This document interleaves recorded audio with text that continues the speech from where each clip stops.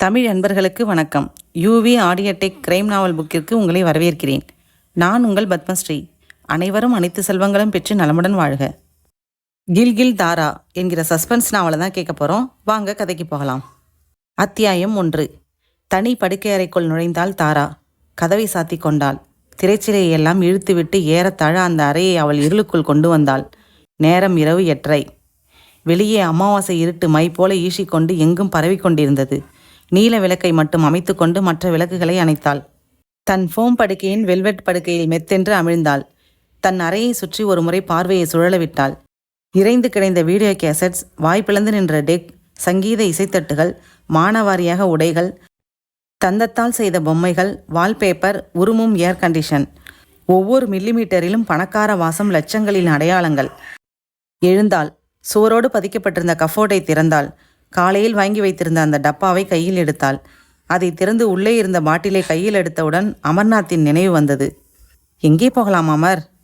லூனாவின் shampoo கேசம் தோளில் வழிய தலையை அலட்சியமாக சிலுப்பி கேட்டாள் தாரா. ஹெல்மெட் போட்டுட்டு வரலையா நீ? பிடிக்கல. நீ பில்லியன் ரைடர் இல்லை, ஓட்டுறதால போட்டுக்கணும். தெரியும்.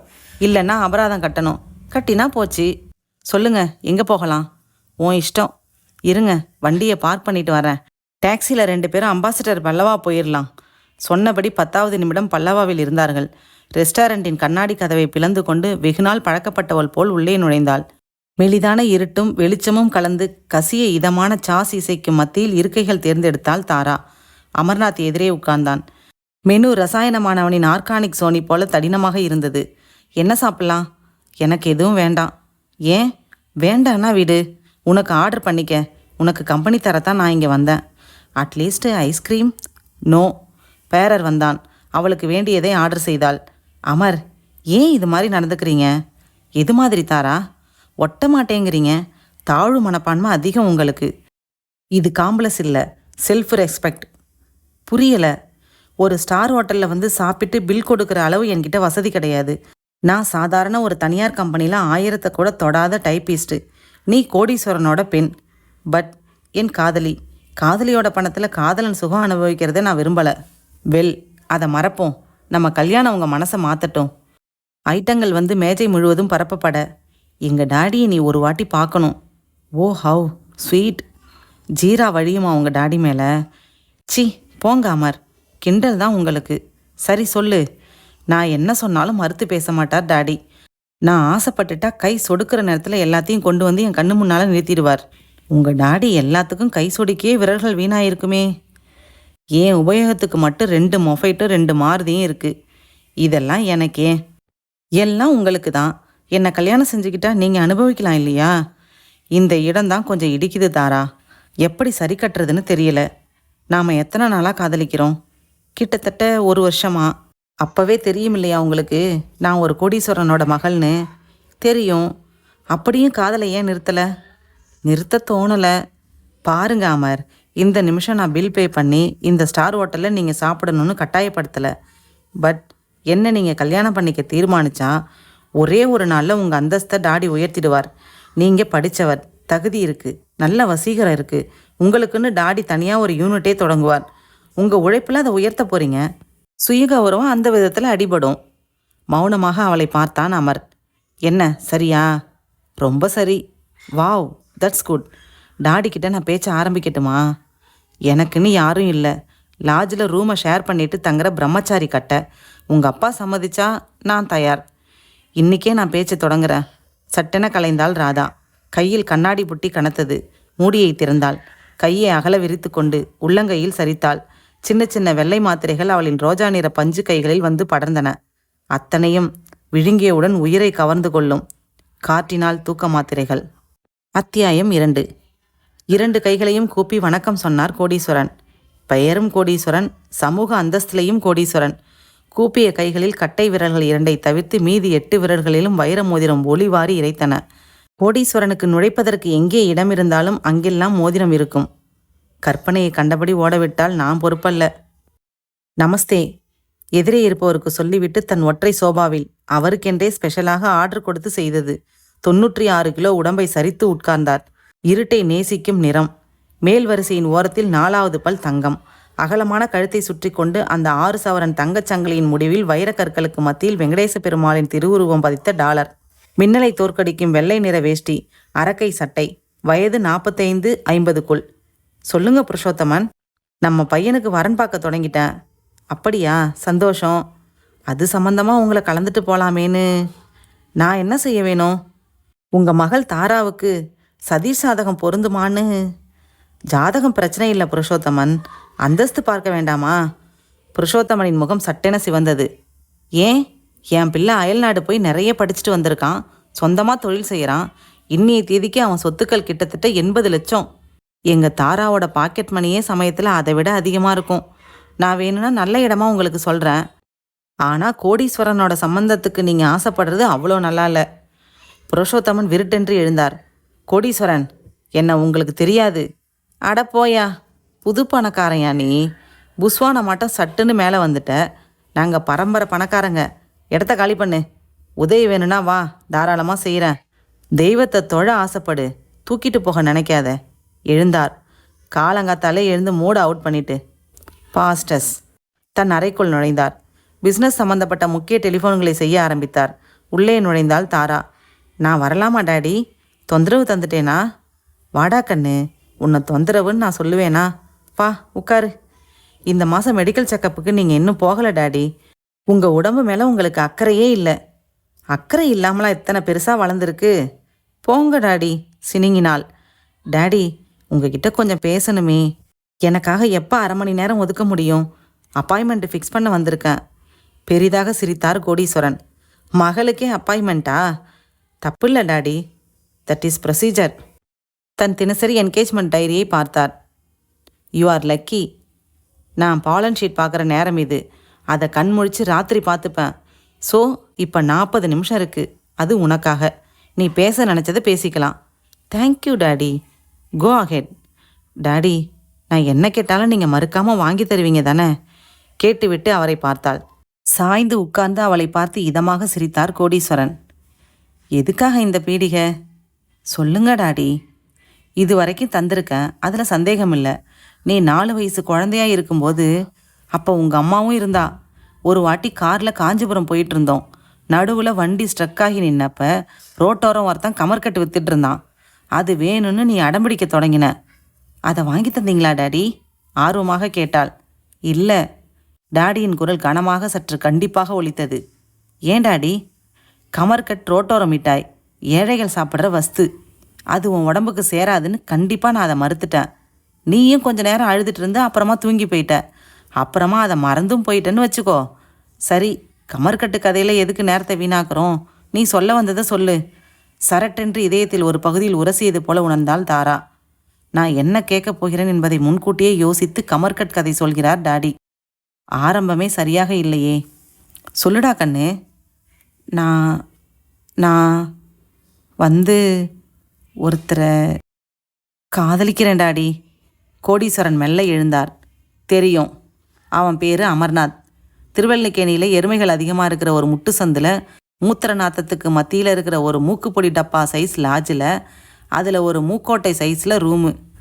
3 பேரோட பகிர்ந்துக்கிட்டு வாழறான். சரியா? அயர்ந்தாள் தாரா. டாடி, இதெல்லாம் எப்படி உங்களுக்கு? இதெல்லாம் தெரியலனா இந்த கோடீஸ்வரன் ஒரு கோடீஸ்வரனாகவே இருக்க முடியாதுடா கண்ணா. ஒரே மகள் நீ. உன்னை நான் கண்காணிக்கலைன்னா தகப்பன்னு சொல்லிக்கவே எனக்கு தகுதி இல்லாமல் போயிடும். நல்லது டாடி. ஆளை உங்களுக்கு தெரிஞ்சதால விஷயம் சுலபமாக போச்சு.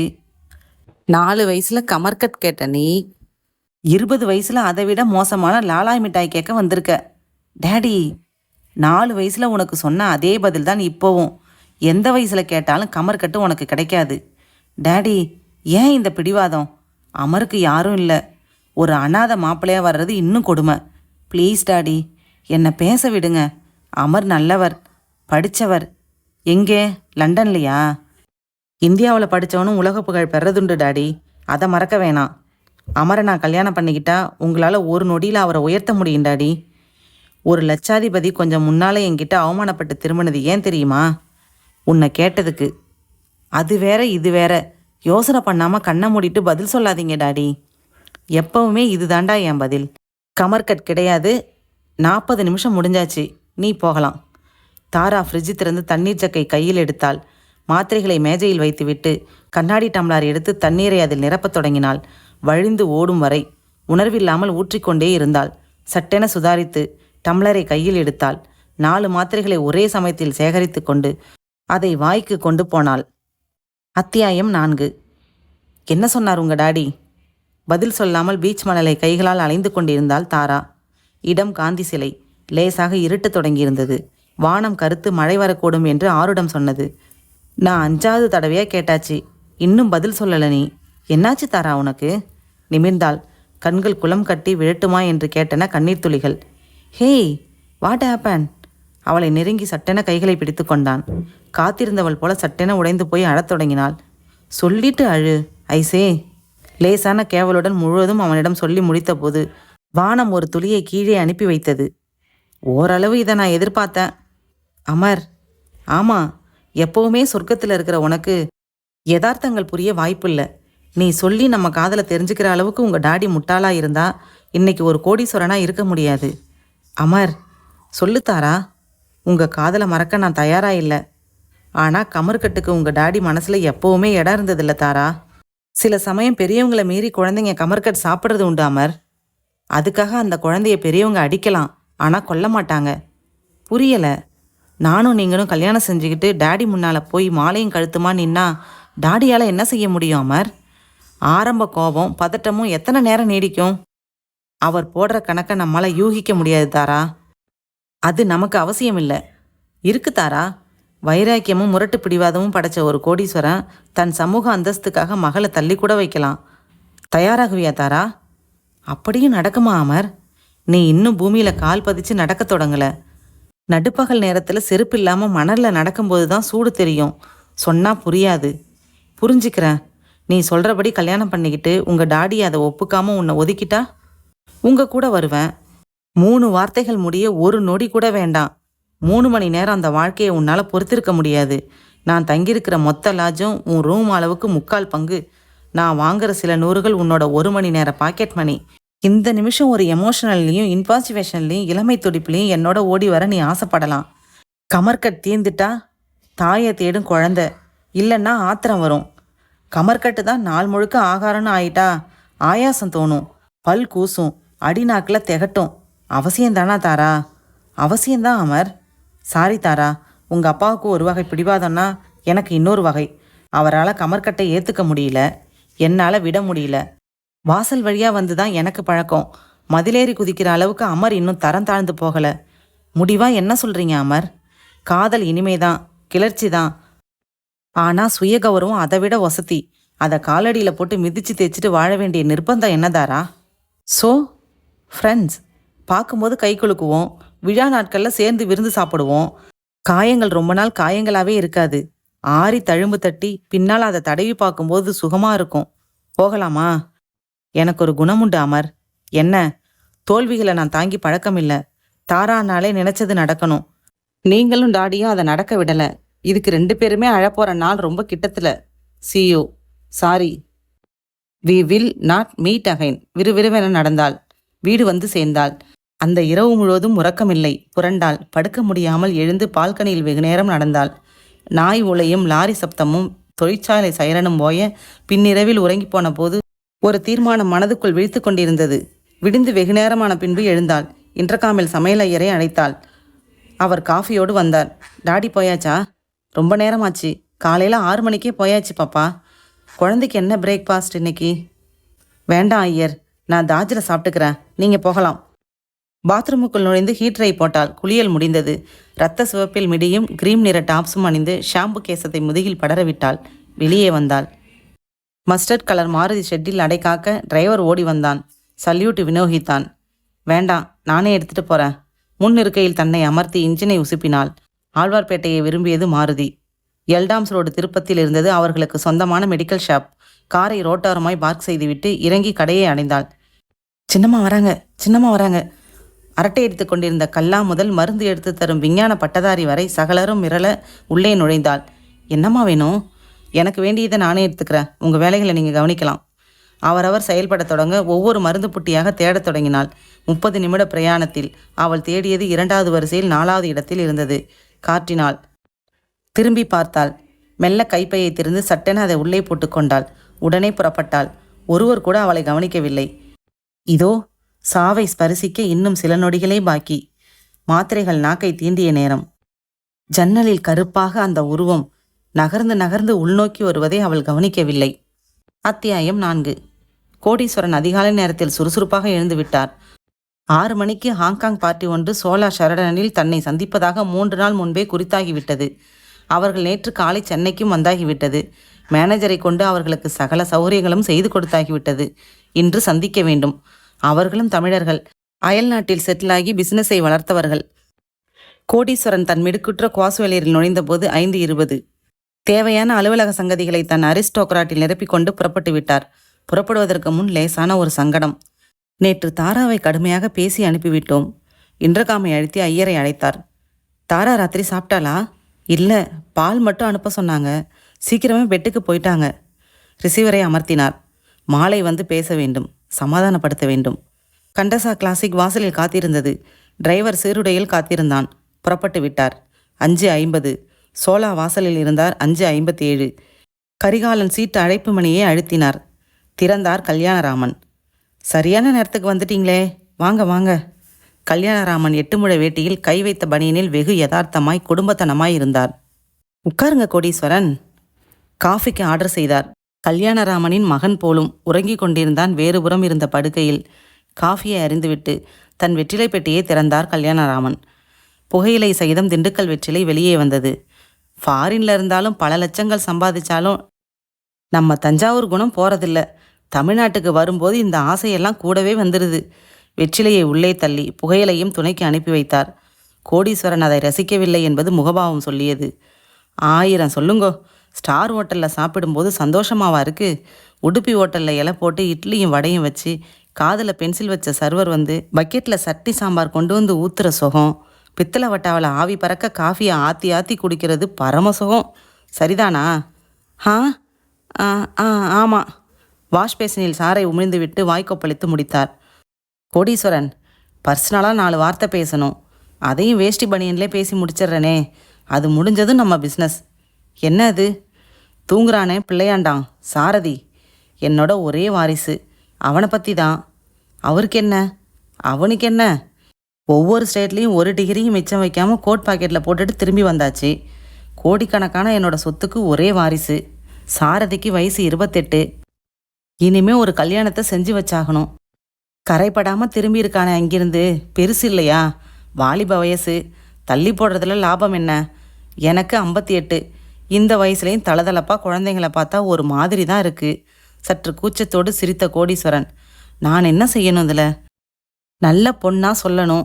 எல்லா அம்சங்களும் பொருந்தி வரணும். 1 வாரம் நான் இங்கே இருப்பேன். முடியுமா? கோடீஸ்வரன் குபீரென்று மலர்ந்தார். எல்லா விதத்திலும் தனக்கு சம அந்தஸ்து படைத்த ஒரே மனிதர் இந்த கல்யாணராமனாத்தான் இருக்க முடியும். இவரை விட ஒரு உன்னதமான சம்பந்தம் தேடினாலும் கிடைக்க போகிறதில்லை. உபயோகித்து கொண்டால் என்ன?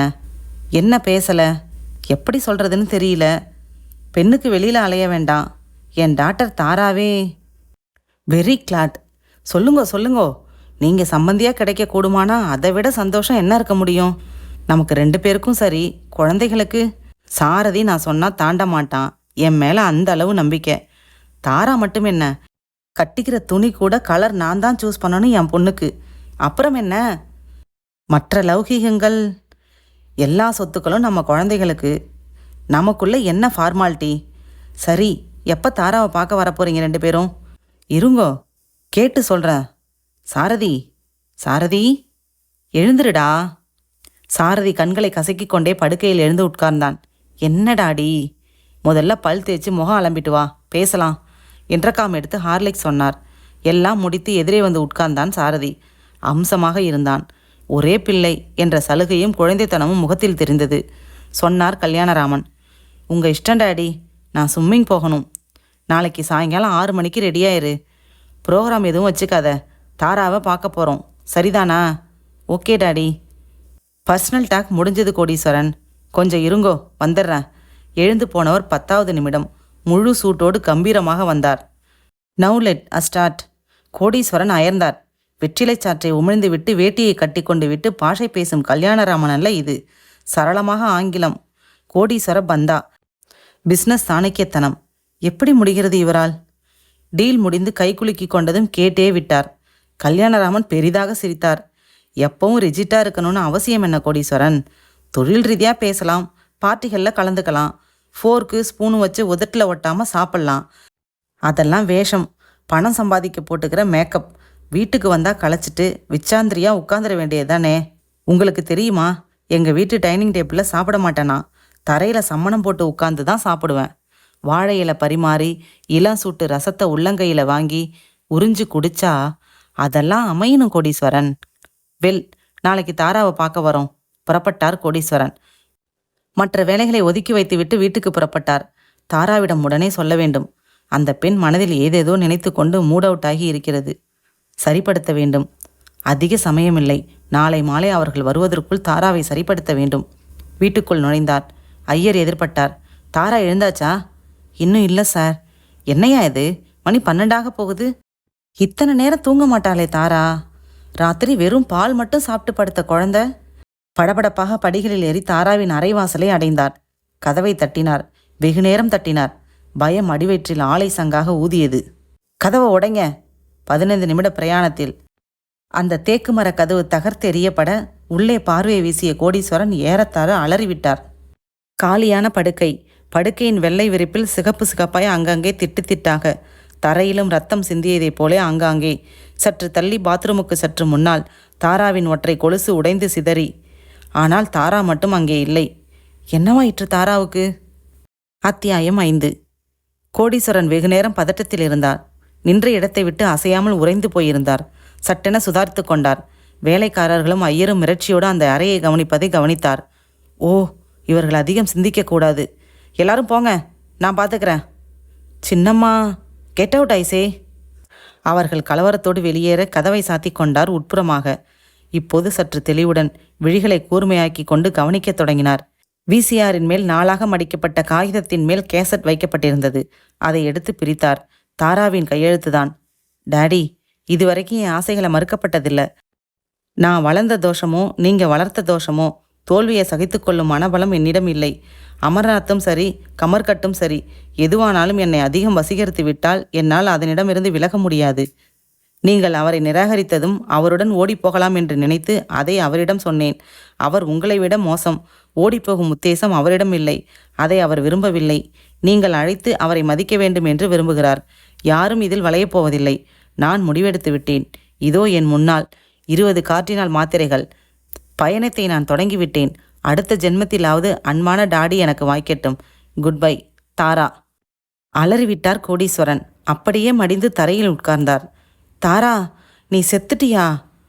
அப்படியே நீ இறந்திருந்தால் உன் உடல் இங்கேதானே இருக்க வேண்டும். எங்க நீ? ஏன் இந்த இரத்தத் துளிகள்? எப்படி அருந்தது கொலுசு? என்ன நடந்திருக்கிறது இங்கே? குழப்பத்தின் உச்சியில் இருந்தார் கோடீஸ்வரன். எதுவுமே துப்புரவாக விளங்கவில்லை. டெலிஃபோன் ஒலித்தது. எடுத்தார். உங்களுக்கு தான் சார், மேனேஜர் கீழே இருந்து சொல்ல. கொடுங்க. எஸ் கோடீஸ்வரன். சௌக்கியமா? விவரம்லாம் தெரிஞ்சுதா? யார் நீங்க? உன் பங்காளி. மரியாதையாக பேசு. தூக்க மாத்திரை தின்னு தற்கொலை முயற்சி செஞ்ச பெண்ணோட அப்பனுக்கு என்னையா மரியாதை? தூக்க மாத்திரை? யார் நீ? இதெல்லாம் உனக்கு எப்படி தெரியும்? பொறு கோடீஸ்வரா, விவரம் சொல்ல வேண்டாமாண்ணா? சீக்கிரம் சொல்லு. 20 கார்டினல் மாத்திரைகளை முழுங்கினா உன் பொண்ணு மரணத்தோட விளிம்பில் இருக்கா. இப்போவும் தெரியல வாழ்வா சாவான்னு. எங்கே என் தாரா? அட இருப்பா. ஸ்டமக் வாஷ் தந்தாச்சு, வேண்டிய சீரம் கொடுத்தாச்சு. Blood sugar, blood urea level எல்லாம் மோசமாக இருக்குது. ட்ரிப்ஸு ஏறிட்டுருக்கு. தாரா இப்போ எங்க? அதை உனக்கு சொல்லிட்டா எனக்கு என்ன லாபம்? சாவை தொட்டுட்டு வந்த உன் பொண்ணை எதுக்காக பிழைக்க வைக்க முயற்சிக்கணும்னா கேட்குறியா? உன் சொத்து முழுக்க உன் பொண்ணுக்கு தானே. அதில் 25% எனக்கு ஒதுக்கு. அதுக்கு மேலே ஆசைப்பட மாட்டேன். அது கூட உன் பொண்ணு உயிரோடு இருந்தாதான். உயிர் பிழைச்சா மறுபடியும் ஃபோன் பண்ணுறேன். நம்ம வியாபாரம் தொடங்கும். செத்துட்டா பணத்தை அனுப்பி வைக்கிறேன். வச்சிரட்டுமா? நடுங்கும் கையை விட்டு ரிசீவர் நழுவியது. எங்கே இருக்கிறாள் என் தாரா? எல்லா நர்சிங் ஹோமையும் குடைந்து பார்க்கலாமா? கடத்தி போனவன் புத்திசாலிதான். என் செயல்பாடுகளை பற்றி அவன் யோசிக்க மாட்டானா? போலீஸை அணுகலாமா? தாராவின் உயிருக்கு? பிழைத்தால் ஆபத்து ஏற்பட்டால்? ச்சே, என்ன இது? பிழைப்பால் என்ற நம்பிக்கையை நானே இழந்து விட்டேனா? மறுபடியும் டெலிஃபோன். ஹலோ, நான் தான். இங்கே இருக்கிற எல்லா ஆஸ்பத்திரியும் குடஞ்சி உன் நேரத்தை வீணாக்காத. என்னோட பராமரிப்பில் ரகசியமாக இருக்கா உன் பொண்ணு. வாழ்வா சாவான்னு தெரியல. இன்னும் 30 மணி நேரங்களுக்கு மேலே ஆகும். அதுக்குள்ளே போலீஸை வேணும்னா நீ துணைக்கி வச்சுக்கலாம். டொக் அதிர்ந்தார் கோடீஸ்வரன். நேரடி சவால். முடிந்தால் செய் என்று பயமில்லாமல் முகத்துக்கு நேரே மோதல். நாம் அவசரப்படக்கூடாது. 30 மணி நேரங்கள் காத்திருந்து செயல்பட வேண்டும். இன்டர்காம் ஒலித்தது. S manager. 2 மணிக்கு அமெரிக்கன் கான்ஸ்லேயே. Sorry, no more appointments. 2 நாளைக்கு எந்த அப்பாயின்மெண்ட்ஸும் வேணாம். எல்லாத்தையும் கேன்சல் பண்ணிடுங்க. தன் அறைக்கு வந்து கதவை தாளிட்டு கொண்டார். கொஞ்சம் மது அருந்தினால் தேவலை என்று தோன்றியது. எப்போதாவது மது அருந்தும் பழக்கம் அவரிடம் உண்டு. ஃப்ரிட்ஜ் திறந்து அந்த அயல்நாட்டு மது புட்டியை எடுத்தார். மூடிய ஃப்ரிட்ஜின் கதவில் கொடுத்து திறந்தவர் அப்படியே தொண்டையில் சரித்து கொண்டார். நெஞ்சுக்குள் ஒரு சூறாவளி சுழன்று சுழன்று வீசத் தொடங்கியது. இன்னும் 30 மணி நேரங்கள். இப்போது 1 மணி. ஏறத்தாழ நாளை மாலை 7 மணி வரை காத்திருக்க வேண்டும். ஐயோ, நாளை மாலை 6 மணிக்கு கல்யாணராமன் பெண் பார்க்க தன் பிள்ளையுடன் வந்து விடுவாரே. என்ன சொல்லி சமாளிப்பது? தூக்க மாத்திரை விழுங்கிய என் மகளை கடத்தி கொண்டு போய்விட்டார்கள் என்று சொல்ல முடியுமா? கௌரவம் நிலைக்குமா? சாரதி நான் சொன்னா தாண்ட மாட்டான். என் மகள் தாண்டிவிட்டாள் என்று சொன்னால் கல்யாணராமன் முகத்தில் விழிக்க முடியுமா? என்ன சொல்வது கல்யாணராமனுக்கு? எப்படி நிலைமையை சமாளிப்பது? அரை புட்டியை காலி செய்தும் துளி கூட போதை ஏறவில்லை. உடம்பு முழுக்க தாரா நிரம்பி இருந்தாள். யார் தாராவை கடத்தியிருப்பார்கள்? அந்த அமர்நாத்தா? நோ, நேர்வழியில் வராத தாராவை அவனும் விலக்கியதால் தானே இந்த தற்கொலை முயற்சி. அவனல்ல. எழுந்து நடக்கத் தொடங்கினார். வீட்டில் இருப்பு கொள்ளவில்லை. வெளியே போனால் தேவலை என்று தோன்றியது. அப்படியே வெளியே வந்தார். போர்ட்டிகோவை அடைந்தார். பியட் ரெடியா இருக்கா? எடுக்கட்டுமா? டிரைவர் பவ்யமாக கேட்டான். எடு. அடுத்த நிமிடமே கிளிப்பச்சை நிற பியட் அவரை உரசி கொண்டு வந்து நின்றது. நானே வண்டியை எடுத்துட்டு போறேன், நீ வேண்டாம். டிரைவர் சற்று பயந்தான். விருந்தாளிகளை கூட வீட்டு உடையில் சந்திக்க மாட்டாரே, இதே உடையில் தனியாக வண்டியை எடுத்துக்கொண்டு போகிறாரே. ஐயா. வண்டி புறப்பட்டு கேட்டை தாண்டிவிட்டது. நிதானமாக ஓட்டத் தொடங்கினார் கோடீஸ்வரன். எங்கே போகலாம்? பீச்? இந்த 3 மணி வெயிலிலா? தெரிந்த மனிதர்கள் யாரும் கண்ணில் பட்டால் அது கௌரவம் இல்லையோ? இளஞ்சூட்டில் ரசத்தை உள்ளங்கையில் ஏந்தி கொண்டு உறிஞ்சு குடிச்சா பரமசுகம். ச்சே, இதை ஏன் இப்போது நான் நினைக்கிறேன்? பீச் சாலையில் வண்டியை நகர்த்தி கொண்டே வந்து ஓரிடத்தில் நிறுத்தி பூட்டினார். இறங்கி நடக்கத் தொடங்கினார். மணலை அடைவதற்கு சற்று முன்னால் சாலையை தொட்டது போல ஒரு காங்கிரீட் ரிப்பனும் அங்கே நிழல் பரப்பும் செடிகளும் வரிசையாக நின்றன. நிறைய இளைஞர்கள் கண்களை மறைத்து கைக்குட்டையுடன் மல்லாந்து கிடந்தனர். இவர்கள் யாரும் கவலையே படுவதில்லையா? இறங்கி நடக்கத் தொடங்கினார். ஒரு நரிக்குறவர்கள் கூட்டம் டால்டாட்டின் சகிதம் மரத்தின் கீழ் பரப்பிக்கொண்டு உட்கார்ந்திருந்தார்கள். 3 பெண்கள், 2 ஆண்கள், 4-5 குழந்தைகள். அவர்களுக்கே உரிய கௌபீனம் வகையறா உடைகளுடன் சற்று அருவருப்போடு முகத்தை சுளித்த கோடீஸ்வரன் ஏதோ தோன்ற மறுபடியும் அவர்களை பார்த்தார். அதில் ஒரு பெண். தொப்புளுக்கு கீழே மரக்கலர் பாவாடை, இளமைகளை இறுக்கி பிடித்த ரவிக்கை, ஏராளமான பாசிமணி மாலை கழுத்திலும் முகத்திலும். மறுபடியும் பார்த்தார். அப்படியே தாராவின் முகஜாடை. தனக்குத்தான் ஒருவேளை தோன்றுகிறதா? கண்களை கசக்கி விட்டு கொண்டு பார்த்தார். இல்லை, அசல் தாராதான். இந்த வகை உடைகளால் சற்று மாறி தெரிகிறாள். சற்று தள்ளி ஒரு மரத்தை தேர்ந்தெடுத்து அங்கேயே உட்கார்ந்து கொண்டார். அவளையே கவனிக்கத் தொடங்கினார். அவர்கள் பாஷையில் கையை காலை ஆட்டி வெகு சரளமாக அவள் பேசிக்கொண்டிருந்தாள். பேச்சுதான் சுத்தமாக புரியவில்லை. அவளை பார்க்க பார்க்க மனசிலே தாராவின் நிழல் தோன்றியது கோடீஸ்வரனுக்கு. தாரா பற்றிய விவரம் தெரிய 30 மணி நேரங்கள் ஆகும். அதற்குள் கல்யாணராமன் மகனுடன் வந்து விடுவார். பல கோடி ரூபாய் சொத்துக்கள். கௌரவம் விட்டுவிடக்கூடாது. இந்த பெண்ணை தாராவாக மாற்றினால் முடியுமா? கல்யாணராமன் வரும் சமயம் மட்டும் இவளை வைத்து சமாளித்து விட்டால் பிறகு பார்த்து கொள்ளலாம். தாரா பிழைப்பாளா? பிழைப்பாள். பிழைக்க வேண்டும். அதன் பிறகு தாராவை மீட்பது பற்றி யோசிக்க வேண்டும். இந்த பெண்ணை எப்படி அணுகுவது? அணுகிதான் ஆக வேண்டும். மெல்ல கைத்தட்டினார். சட்டென அந்த கூட்டம் திரும்பி பார்த்தது. அதில் ஒருவனை அருகில் வரும்படி விரல்களால் சைகை செய்து அழைத்தார். நானாஞ்சாமி. தலையசைத்தார். எழுந்து ஓடி வந்தான். கோமணம் குலுங்கியது. நான் பேசுகிற தமிழ் உனக்கு புரியுமா? முதல்ல உட்காரு. உட்கார்ந்தான். புரிஞ்சாமி. நானும் நல்லா பேசுவேன். ஓரளவு தெளிவாகவே இருந்தது அவன் தமிழ். உங்கள் கூட்டத்தில் எல்லாரும் நல்லா பேசுவாங்களா? இல்லைங்க. பொம்பளைங்க பேசினா உங்களுக்கு ஒன்றும் புரியாது. நீங்கள் பேசினா அவங்களுக்கு புரியும். இது முதலுக்கே மோசமாயிற்று என்று நினைத்தார் கோடீஸ்வரன். சரி, அதை பிறகு பார்க்கலாம். இது மாதிரி பாசி ஊசி விற்று தான் உங்கள் பழைப்பு நடக்குதா? ஆமுங்க. சாப்பாடு? காடை கௌதாரி உள்ளான் குமட்டையது கோடீஸ்வரனுக்கு. ஒரு நாளைக்கு என்ன வருமானம் வரும்? 5-10 வரும், சில சமயம் 30-40 வரும். ஒரு நாளைக்கு 1000 ரூபாய் வீதம் 10 நாளைக்கு நான் தரேன். ஜாமி, அவன் தடாலென காலில் விழுந்தான். அட எழுந்திருப்பா, இதெல்லாம் வேணாம். நாங்கள் சாமிக்கு என்ன செய்யணும்? அதோ கையை ஆட்டி ஆட்டி பேசுகிறாளே, அவளை என்னோட அனுப்பணும் உடனே. அவன் சந்தேகத்தோடு இவரை பார்க்க, பயப்படாத, என் மகளாட்டம் பார்த்துக்கிறேன். மேலே நகம் படாமல் அனுப்பி வைக்கிறேன். இப்போ கூட்டிகிட்டு போனால் நாளன்னைக்கு காலையில் இதே இடத்துல கொண்டு வந்து நானே சேர்க்குறேன், சரியா? ஜிங்காலிக்கிட்ட பேசணும். அவள் பேர் ஜிங்காலியா? ஆமாஞ்சாமி.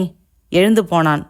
இவன் சொல்ல சொல்ல வேண்டாம் என்று அந்த பெண் கையை ஆட்டி ஆட்டி மறுத்து பேசியது. இவன் 10 விரல்களை காட்டி கண்களை அகல விரித்தான். மற்ற 2 பெண்களும் மயங்கி போய் தலையசைக்க, அந்த ஜிங்காலி மட்டும் அத்தனை சுலபமாக தலையசைக்கவில்லை. அரை மனதுடன் எழுந்தது. அவன் அழைத்து கொண்டு வந்தான். வாமா, உனக்கு ஒரு ஆபத்தும் வராது. உன் நைனா போல. மெல்ல சிரித்தது. தாரா சிரித்தாள். இருவரையும் அழைத்து கொண்டு கார் வரை வந்தார்.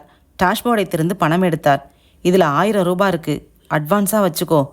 ஜிங்காலியை திரும்பி கொண்டு வந்து விடும்போது மீதி பணம், சரியா? தலையசைத்தான்.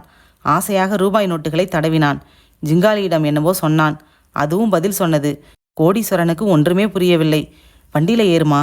அது பின் சீட்டை ஆக்கிரமித்ததும் தானும் ஏறி காரை கிளப்பினார். ஜிங்காலி அழத் தொடங்கியது.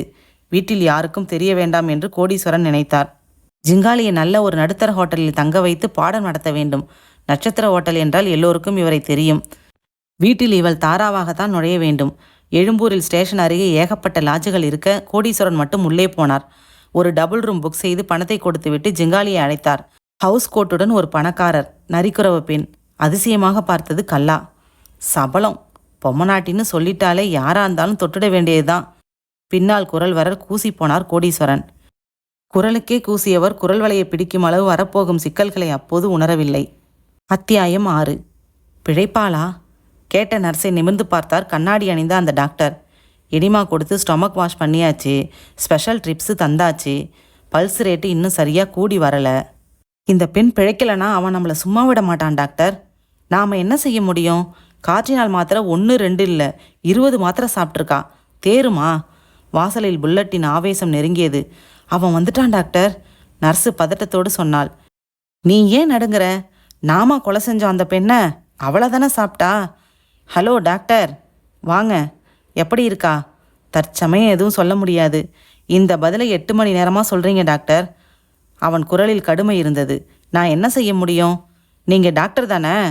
டாக்டர் மட்டும்தான், கடவுள் இல்லை. குதர்க்கமாக பதில் எனக்கு பிடிக்காது டாக்டர்.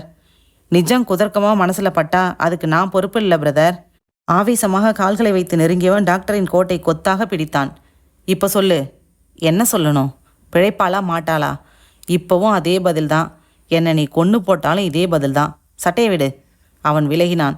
சாரி டாக்டர், ஏகப்பட்ட எதிர்பார்ப்புகளோடு இருக்கேன். என்னை அவள் ஏமாற்றக்கூடாது டாக்டர். நானும் முயற்சி பண்ணிட்டு தான்ப்பா இருக்கேன். உன்ன மாதிரி நானும் உணர்ச்சி வசப்பட்டா நோயாளி பிழைக்க வைக்க முடியாது. பொறுமையாக இரு. நம்பிக்கை இல்லைன்னா வேற டாக்டரை பாரு. அவன் மௌனமாக நின்றான். டாக்டரையே இமைக்காமல் பார்த்தான். நான் எப்போ வரட்டும்? நான் சொன்ன கெடு முடிகிற வரைக்கும் நீ வராமல் இருந்தா நான் சந்தோஷப்படுவேன். டாக்டர் ப்ளீஸ், தொந்தரவு பண்ணாதேப்பா. அவன் பதில் சொல்லாமல் வெளிப்பட்டான். பப்ளிக் டெலிஃபோனை அடைந்து டயலில் விரல் வைத்தவன் ஏதோ நினைத்து கொண்டு டெலிஃபோன் செய்யாமல் விலகி வெளியே வந்தான்.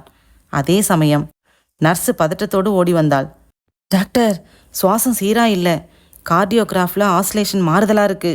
உள்ளே ஓடினார் டாக்டர் கண்ணப்பன். அத்தியாயம் 7. தன் வீட்டுக்கு வந்து தாராவின் உடைகளை சேகரித்து கொண்டார் கோடீஸ்வரன். சாதாரண வேட்டியும் சட்டையும் அணிந்து கொண்டார். ஐயர், என்ன சார், ராத்திரிக்கு வீட்டுக்கு வரமாட்டேன், மீட்டிங் இருக்கு, வீட்டை பார்த்துக்கோங்க. சரி சார், நகர்ந்தார் கோடீஸ்வரன். சார். என்ன ஐயர்? நம்ம பாப்பா. திரும்பி உஷ்ணமாக ஒரு பார்வையை ஐயர் மேல் செலுத்தினார் கோடீஸ்வரன். ஐயர் சன்னமான நடுக்கத்துடன் தலைகுனிந்தபடி அங்கிருந்து நகர்ந்தார். பியட்டை எடுத்துக்கொண்டு லாட்ஜுக்கு வந்தார். பெட்டியோடு உள்ளே நுழைந்து கதவை சாத்தினார். ஜிங்காலி பயத்துடன் இவரை பார்த்தது. இதை பாரு ஜிங்காலி, நீ என்ன செய்யணும்னு நான் இப்போ சொல்லித்தரேன், கவனமாக கேட்டுக்கோ சொல்லத் தொடங்கினார். அவர் சொல்ல சொல்ல சுவாரஸ்யம் பெற்ற ஜிங்காலி ஜிங்கென்று கட்டிலில் ஒரு முறை குதித்தது. இதை பாரு, சினிமா காட்டலை இங்கே, நல்லா கேட்டுக்கோ மீதியையும் சொன்னார். நாளைக்கு ஒரு நாள் நீ தாராவாக நடிச்சிட்டா என் மானம் பிழைக்கும், அப்புறம் நான் பார்த்துப்பேன். ஜிங்காலி என்னவோ சொன்னது. நீ சொல்கிறது ஒரு இழவும் எனக்கு புரியல. நாளைக்கு வந்து கல்யாணராமன் ஏதாவது கேட்டு நீ இப்படி பேசினா நான் என்ன செய்வேன்? அந்த ஒரு பிரச்சனை பூதகரமாக மிரட்டியது அவரை. கலக்கத்தோடு ஜன்னலை அடைந்து பார்வையை வெளியே வீசிக்கொண்டே பைப்பை பற்ற வைத்தார். தலை சுற்றியது. காவி உடைகளும் காவடியுமாக ஒரு கூட்டம் அரோகரா அரோகரா என்று கூறிக்கொண்டே எழும்பூர் ரயில் நிலையத்திலிருந்து வெளிப்பட்டது. காலையில் மேனேஜர் சொன்னது நினைவுக்கு வந்தது. சார், நாளைக்கு லீவு வேணும். எதுக்கு? ஆடி கிருத்திகை, திருத்தணி போகணும். இந்த கூட்டமும் அதற்குத்தானா? சட்டென மூளைக்குள் ஒரு பல்பு எரிந்தது. ஜிங்காலியை வாய்மூட செய்வதற்கு ஆடி கிருத்திகை பயன்படுத்தி கொள்ளலாம். மௌன விரதம். ஒரு சின்ன நாடகம் ஆடிவிட வேண்டும். அதற்குள் நீ இரு, நான் வரேன். ரிசப்ஷனை அடைந்து டெலிஃபோனை எடுத்தார். சோலாவுக்கு ரிங் செய்து கிடைத்ததும், ஹியூமி கரிகாலன் சூட். ஹலோ மிஸ்டர் கல்யாணராமன் இருக்காரா? கல்யாணராமன் தான். நான் தான் கோடீஸ்வரன். ஒரு முக்கியமான விஷயம். சொல்லுங்கோ. நாளைக்கு நீங்கள் வர்றதில் ஒரு சிக்கல் இருக்கு. என்ன? நாளைக்கு ஆடி கிருத்திகை. அம்சமான நாளாச்சே. அம்சமான நாள் தான். ஆனால் என் பொண்ணு பேச மாட்டாளே. ஏன்? வருஷா வருஷம் ஆடி தை கிருத்திகளுக்கு முழு பட்டினியும் மௌன விரதமும் இருப்பா தாரா. கேட்கவே சந்தோஷமா இருக்கே. அதனால பாதகம் இல்லை. பார்த்துட்டு போயிடுறோம். பேசுறது அப்புறமா. சரிதானா? ரொம்ப சரி. வச்சிரவா. உதட்டோரம் சிரிப்பு வர மேலே வந்தார் கோடீஸ்வரன். பாரு ஜிங்காலி, அந்த பிரச்சனையும் சமாளிச்சாச்சு. நீ என் கூட சாயங்காலம் 5 மணிக்கு தான் வீட்டுக்கு வரப்போற. வயிறு நிறைய இங்கேயே சாப்பிட்டு வந்துரு. எதுக்குமே நீ வாயை திறக்கக்கூடாது. தெரியுதா? வெறும் சிரிப்பு மட்டும்தான். எப்படி நீ நடந்துக்கணும்னு நான் சொல்லித்தரேன். பாடத்தை ஆரம்பித்தார். ஓரளவு தாராவின் நடை, உடை, செயல்முறைகள், தலையை சாய்த்து அவள் சிரிக்கும் விதம், அவள் வணக்கம் சொல்லும் விதம், நேர்த்தி சகலமும் கற்பிக்கப்பட்டது. காச் மூச்சென்று என்னவோ சொன்னாள் ஜிங்காலி. பாரு, இப்பவே மௌன விரதம் ஆரம்பம் உனக்கு. நீ பேசி யாருக்கும் புரியாது. பேசாம இருந்துரு. பயிற்சி எடுத்துட்ட மாதிரி ஆச்சு. ஜம்னே ஹிம்னா தஸ்தா மாஸ்தி தோம்னா ஜல்னா. சரி சரி, இந்த வாக்கியத்தை அடிக்கடி சொல்கிற நீ. எனக்கு மனப்படமாயாச்சு. இனிமே நீ வாய முடிக்கலாம். தாஸ்து. வயிற்றை தொட்டு காட்டினாள். பசிக்குதா? தலையை ஆட்டினாள். சாரிம்மா, என் சுயநலத்தில் உன் பசியை மறந்துட்டேன். பெல் அடித்தார். சற்று நேரத்தில் ரூம்பாய் வந்தான். ஒரு ஸ்பெஷல் மீல்ஸ் கொண்டா. அப்படியே ஃப்ரூட் சாலட்டும். அவன் போய்விட்டான். சாப்பாடு முடிஞ்சதும் உனக்கு புடவை கட்ட சொல்லித்தரணும். பெரிய ட்ரேயில் சாப்பாடு வந்தது. லவக் லவக் என்று சகலத்தையும் கொட்டி கலக்கி அசுர வேகத்தில் கலைபரம் செய்யத் தொடங்கினாள் ஜிங்காலி. முதலில் முகம் சுளித்தவர், விலக நினைத்தவர், விரல் இடுக்குகளில் வழிய வழிய ஆவேசமாக அவள் சாப்பிடுவதை ஒருவித சுவாரஸ்யத்துடன் பார்க்கத் தொடங்கினார். இப்படியும் ஒரு உலகம் இருக்கிறது. இவர்களிடமும் பசி, பாசம், பயம், எல்லா உணர்ச்சிகளும் உண்டு. வெளிப்படுத்தும் விதம்தான் வேறு.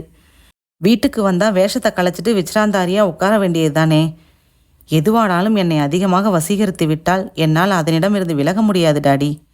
ஃப்ரூட் சாலட்டை அப்படியே தட்டில் கவிழ்த்து கொண்டவள் அள்ளி அள்ளி பர் பர் என்று சத்தத்துடன் உறிஞ்சத் தொடங்கினாள். முடிந்ததும் பெரிதாக ஏப்பம் ஒன்றை நிலநடுக்கம் ஏற்படும் அளவுக்கு வெளிப்படுத்தினாள். உற்சாகமாக என்னவோ சொல்ல வந்து சட்டென ஒற்றை விரலால் உதடுகளால் பாலம் அமைத்து போலி பயத்துடன் அவரை பார்த்தாள். சட்டென சிரித்து விட்டார் கோடீஸ்வரன். பாவம், டால்டா டின்னோடு மனம் போன போக்கில் பேசிக்கொண்டு தெரியும் இந்த இளம்பெண்ணுக்கு 24 மணி நேர சிறை. புடவை கட்டும் பயிற்சியிலும் தேறிவிட்டாள். எல்லாம் முடிந்தது. இரவு 12. சரி, போய் படு, காலையில் பார்த்துக்கலாம். படுத்த 10வது நொடி பலமான குரட்டை அவளிடமிருந்து வெளிப்பட்டது. கட்டிலை அவள் ஆக்கிரமித்திருக்க கோடீஸ்வரன் தரையில் தலைகளுக்கு கைகளை அண்டம் கொடுத்தபடி படுத்திருந்தார்.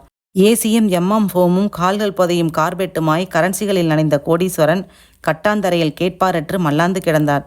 தேவையென்று வரும்போது யாருமே இறங்கி வரக்கூடும். சகதியானாலும் கால்கள் புதைய நடக்கத்தான் வேண்டும் என்ற உண்மை அப்போதும் கோடீஸ்வரனுக்கு புரியவில்லை. அப்போதாவது புரிந்திருந்தால் பின்னால் வரும் பிரச்சனைகளை இல்லாமல் செய்திருக்கலாம். அத்தியாயம் 8. அந்த ஏசி ரெஸ்டாரண்டின் மங்கிய மூலையில் அவள் முகத்தை பார்த்தபடி மௌனமாக உட்கார்ந்திருந்தான் சாரதி. கரெக்ட், உங்க யூகம் சரிதான். அந்த தஞ்சாவூர் கல்யாணராமனின் கோடீஸ்வரன் மகன் சாரதியேதான். இன்னும் எத்தனை நேரம் இந்த ஊமை நாடகம்? மௌனத்தை அந்த பெண் கலைத்தாள். புரியல அபர்ணா. என்ன புரியல? நம்ம விஷயத்தை டாடிக்கிட்ட எப்படி சொல்கிறதுன்னு புரியல. நான் வரப்போகிறத உனக்கு கேபிள் மூலமாக சொன்னதால் உங்கள் அத்தை வீட்டுக்கு நீயும் வந்திருக்க.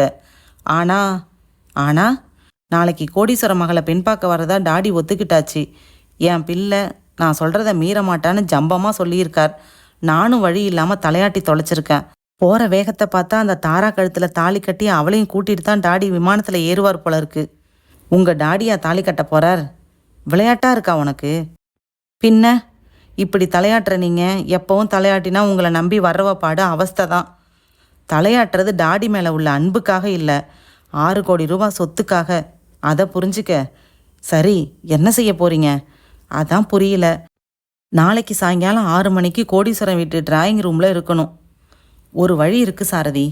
சொல்லு சொல்லு, என்ன வழி? அவளை பிடிக்கலன்னு சொல்லிடுங்க. கொன்று போட்டுருவார் டாடி. சவால் விட்டு பேசியிருக்கார் அந்த கோடீஸ்வரங்கிட்ட. வேற வழி சொல்லு. இருக்கு. என்ன? அவ உங்களை பிடிக்கலன்னு சொல்லணும். அது அவளை கேட்க வேண்டிய கேள்வி. வாய்ப்பு உண்டு சாரதி. பெண் பார்த்து முடிச்ச உடனே தனியாக தாரா கூட பேசணும்னு சொல்லுங்க, அனுமதிப்பாங்க. அவளை கெஞ்சி கேட்டு உங்கள் நிலைமையை சொல்லுங்க, நம்ம காதலையும் சொல்லுங்க. இது நல்லா இருக்கே.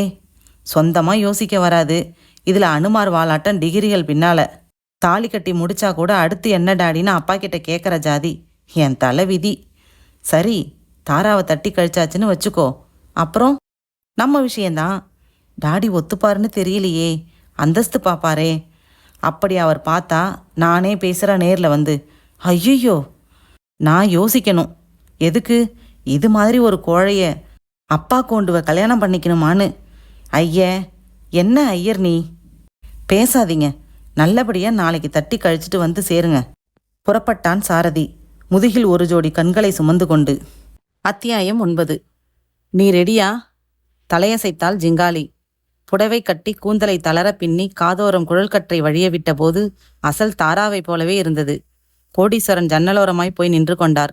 கண்களில் கனமான கண்ணீர் குளம். கடவுளே, கௌரவம் பறிபோகாம இருக்க வேண்டி இந்த நாடகத்தை நான் ஆடுறேன். என் தாராவை தயவு செஞ்சு எனக்கு திருப்பித்தா. அப்பவும் கமர்கட்டு எனக்கு கிடைக்காதே டாடி. தலையை சிலுப்பி கொண்டார். பாரு தாரா, இனிமே உன்னை நான் தாரான்னு தான் கூப்பிட போறேன். நான் இப்ப வீட்டுக்கு போறேன். சில ஏற்பாடுகளெல்லாம் செய்யணும். சரியா 4 மணிக்கு மறுபடியும் இங்க வருவேன். வந்ததும் நாம புறப்படுறோம். இப்ப நான் கதவை வெளியே பூட்டிட்டு போறேன். ஜிங்காலி மேலும் கீழும் தலையசைத்தாள்.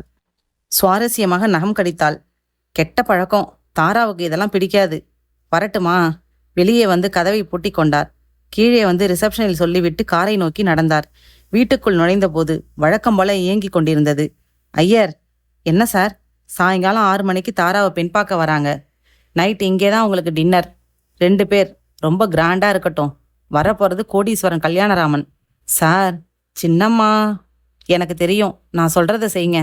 மெனு அதெல்லாம் உங்க சௌரியம் போல செய்யுங்க. 6 மணிக்கு ஹாட் பேக்ல எல்லாம் ரெடியா இருக்கட்டும். சரி சார். இன்னும் செய்ய வேண்டிய சில முக்கிய ஏற்பாடுகளை செய்து கொண்டார். மேனேஜர். Yes sir. புத்தம் புது கரன்சியா 1,01,000 ரூபாய். நல்லிலேருந்து ஒரு மயில்கண் பட்டு வேஷ்டி, அங்கவஸ்திரம், தங்க மாளிகையிலேருந்து புதுசா ஒரு வெள்ளித்தட்டு, அப்புறம் பழக்கூடைகள் எல்லாம் ஏற்பாடு பண்ணுங்க. சரி சார். வீட்டு வாசலை டெக்கரேட் பண்ணி அரேஞ்ச்மெண்ட்லாம் செஞ்சு வைங்க. இத்தனையும் 6 மணிக்குள்ள நடக்கணும். பரபரவென செயல்பட்டார். உத்தரவுகளை தொடர்ந்து பிறப்பித்து கொண்டு போனார். ஆனாலும் உள்ளுக்குள் ஒரு குடைச்சல். எதற்கு இத்தனை போலித்தனம்? இத்தனை இருந்தும் நிஜமான என் மகள் இல்லையே. அவள் எந்த நிலைமையில் இருக்கிறாளோ? மணி 3 அடிப்பதற்குள் இவர் சொன்ன சகலமும் தயாராகிவிட்டது. ஐயர் வியர்க்க விறுவிறுக்க சமையல் வேலையை தொடங்கியிருந்தார். ஜிங்காலியை அழைத்து வர தயாராகிவிட்டார் கோடீஸ்வரன். அதே சமயம் கல்யாணராமன் தன் சாப்பாட்டை முடித்துவிட்டு பிசினஸ் சம்பந்தமாக ஃபைல் ஒன்றில் மூழ்கியிருந்தார். சாரதி வெளியே போயிருந்தான். டெலிஃபோன் ஒலித்தது. கல்யாணராமன் ஹியர். அப்ராட்லேருந்து வந்த கல்யாணராமன் தானே? எஸ். நீங்க யாரு? கோடீஸ்வரன் கூட சம்பந்தம் வச்சுக்க போற கல்யாணராமன் தானே? யாரியா நீ? கேள்வி மேல கேள்வி கேட்டுக்கிட்டு. சொல்றேன், கொஞ்சம் இருங்கோ. இதோ பாரு, உன்னோட விளையாட நான் மெட்ராஸ் வரல. தலைக்கு மேல எனக்கு வேலை இருக்கு. ஒன்னு விவரம் சொல்லு, இல்லைன்னா போனை வையி. எத்தனை மணிக்கு தாராவை பார்க்க போறேல்? நீ யாருன்னே சொல்லாம. இருங்கோ சுவாமி. உம்ம நண்பர் நான். கோடீஸ்வரன் உங்களை சக்கையா ஏமாத்த ஆரம்பிச்சிட்டார். அவர் பொண்ணுக்கும் உம்ம பிள்ளைக்கும் கல்யாணம் நடக்கவே முடியாது. காரணம் இப்ப நான் சொல்லல. இந்த சம்பந்தம் எந்த விதத்திலையும் உமக்கு கௌரவத்தை தரப்போறதில்ல. எதிர்முனையில் ரிசீவர் வைக்கப்பட்டு விட்டது. கல்யாணராமன் புருவம் சுருக்கினார். ஃபைலை மூடி வைத்துவிட்டு சாய்ந்து உட்கார்ந்தார். இது நிஜமா அல்லது பொறாமையால் உண்டான புகைச்சலா? யாருக்கு தெரியும் இந்த சம்பந்தம் பற்றி? சரி, ஏன் இத்தனை சங்கடம்? நிச்சயதார்த்தமா முகூர்த்தமா? 2மே இல்ல. ஒரு மாலை நேர சந்திப்பு, பேசிக்கொள்ள நினைக்கும் நெருக்கம். ஓ, அந்த பெண் பேச மாட்டாளோ? ஒருவேளை ஊமையோ? அதை மறைத்து நம்மிடம் விளையாடுகிறாரா கோடீஸ்வரன்? சரி, இன்று மட்டும்தானே ஆடி கிருத்திகை. நாளைக்கு 4:30 மணிக்கு சாரதி வந்தான். மேஜை மேல் கெட்டிக்கரை போட்ட பட்டுப்புடவை ரவிக்கை, மல்லிகை பந்து, பழங்கள், இனிப்பு பெட்டிகள், ஒரு ஜதை வைரத்தோடு. என்னடாடி இதெல்லாம்? தாராவுக்கு. எதுக்கு? ஒரு மரியாதைக்கு தான். நமக்கு பிடிச்சு போச்சு, நிச்சயம் செய்யப்பட்டா என் மருமகளுக்கு நான் தர்ற ஆரம்ப சீதனம், இல்லைன்னா நண்பர் மகளுக்கு பரிசு. சாரதி விழிகள் விரிய அவரை பார்த்தான்.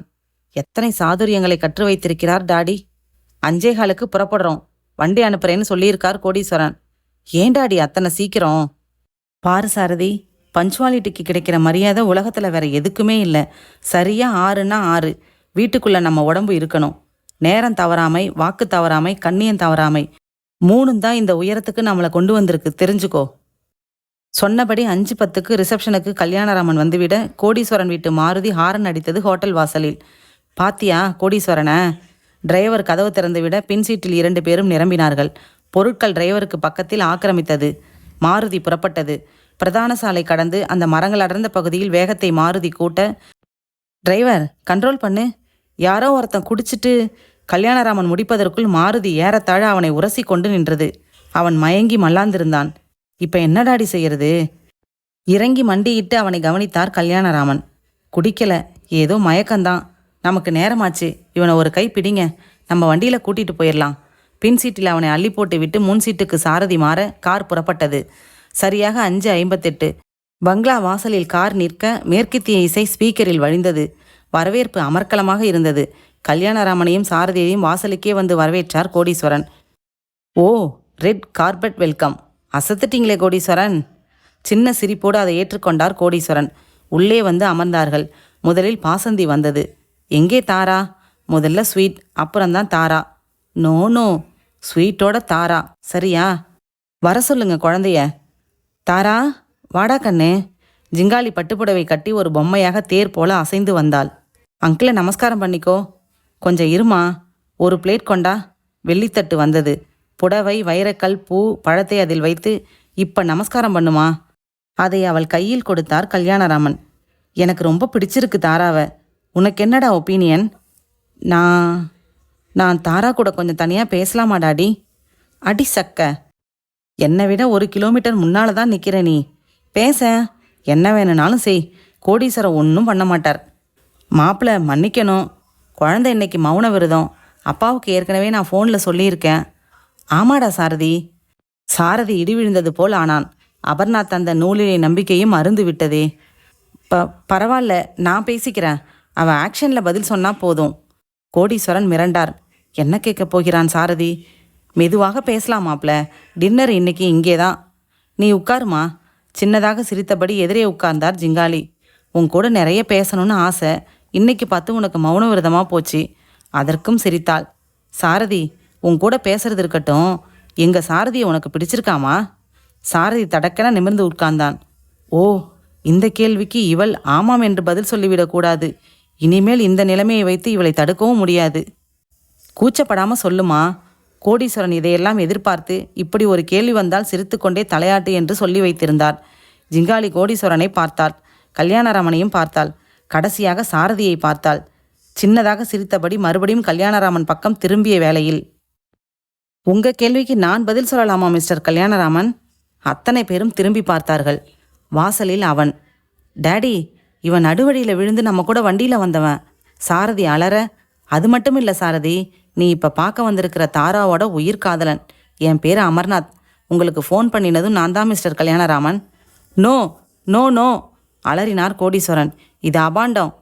என் மகளோட வாழ்க்கையை குலைக்க வந்த சதி. சந்தேகம் இருந்தால் அவளே கேட்டுக்கலாம். சொல்லு தாரா, இவனை உனக்கு தெரியுமா? கேட்டுவிட்டு நடுங்கினார் கோடீஸ்வரன். இது புது திருப்பம். ஏற்கனவே பயிற்சி தர இயலாத சூழ்நிலை. எல்லோர் பார்வையும் தாராவின் மேல் படிந்திருக்க டெலிஃபோன் ஒலித்தது. அந்த அமைதியை கிழித்து கொண்டு. அத்தியாயம் 10. டாக்டர் கண்ணப்பன் வேர்வையை ஒற்றிக்கொண்டு அவளை கவனித்தார். நர்ஸு கலவரத்துடன் கார்டியோகிராப், ட்ரிப்ஸ் இரண்டையும் மாறி மாறி கவனித்து கொண்டிருந்தாள். டாக்டர் வெளியே வந்தார். என்ன டாக்டர்? சொல்ல தெரியல, சொல்ல முடியல. வாசலில் புல்லட் சப்தம் கேட்டது. நர்ஸ் அழைக்க மறுபடியும் டாக்டர் உள்ளே ஓடினார். கார்டியோகிராஃப் இயங்கவில்லை. ட்ரிப்ஸ் நின்று போயிருந்தது. திறந்திருந்த கண்களை மூடிவிட்டு வெளியே வந்தார் டாக்டர். டாக்டர், என்னாச்சு? அவசரமாக வந்த அவன் டாக்டரின் கைகளை பற்றி கொண்டான். Sorry brother. டாக்டர், என்ன சொல்றீங்க? She is no more. இப்பதான் I am so sorry. Doctor, வெறித்தனமாக கூச்சலிட்டான் அவன். நீ கூச்சல் போட்டு லாபம் இல்லை. நோ, இவன் மூலமாக எத்தனை நம்பிக்கைகளை மனசுக்குள்ளே வச்சுருந்தேன் தெரியுமா?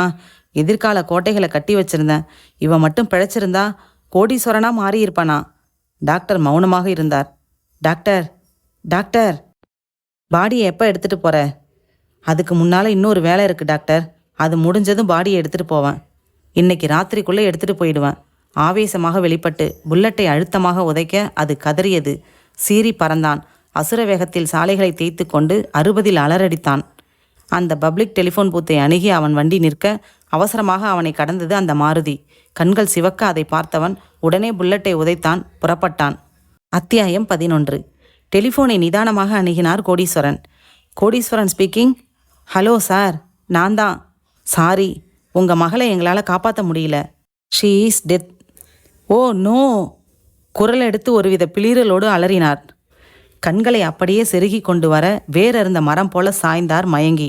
ஓடி வந்து தாங்கி கொண்டான் அமர்நாத். ரிசீவர் தனியாக தொங்க ஓடி போய் அதை எடுத்தார் கல்யாணராமன். மறுமுனை வைத்து வெகுநேரமாகி இருந்தது. ஜிங்காலிக்கு வெலவெலத்து விட்டது. இப்போது என்ன செய்ய வேண்டும்? அழுவது உத்தமம் என்று தோன்ற கோடீஸ்வரனுக்கு பக்கத்தில் உட்கார்ந்து கொண்டு விசும்பி விசும்பி அழத் தொடங்கினாள். என்னவோ கெட்ட செய்தி வந்திருக்கு. ஐயர் ஓடி வந்து குடும்ப டாக்டருக்கு ஃபோன் செய்தார்.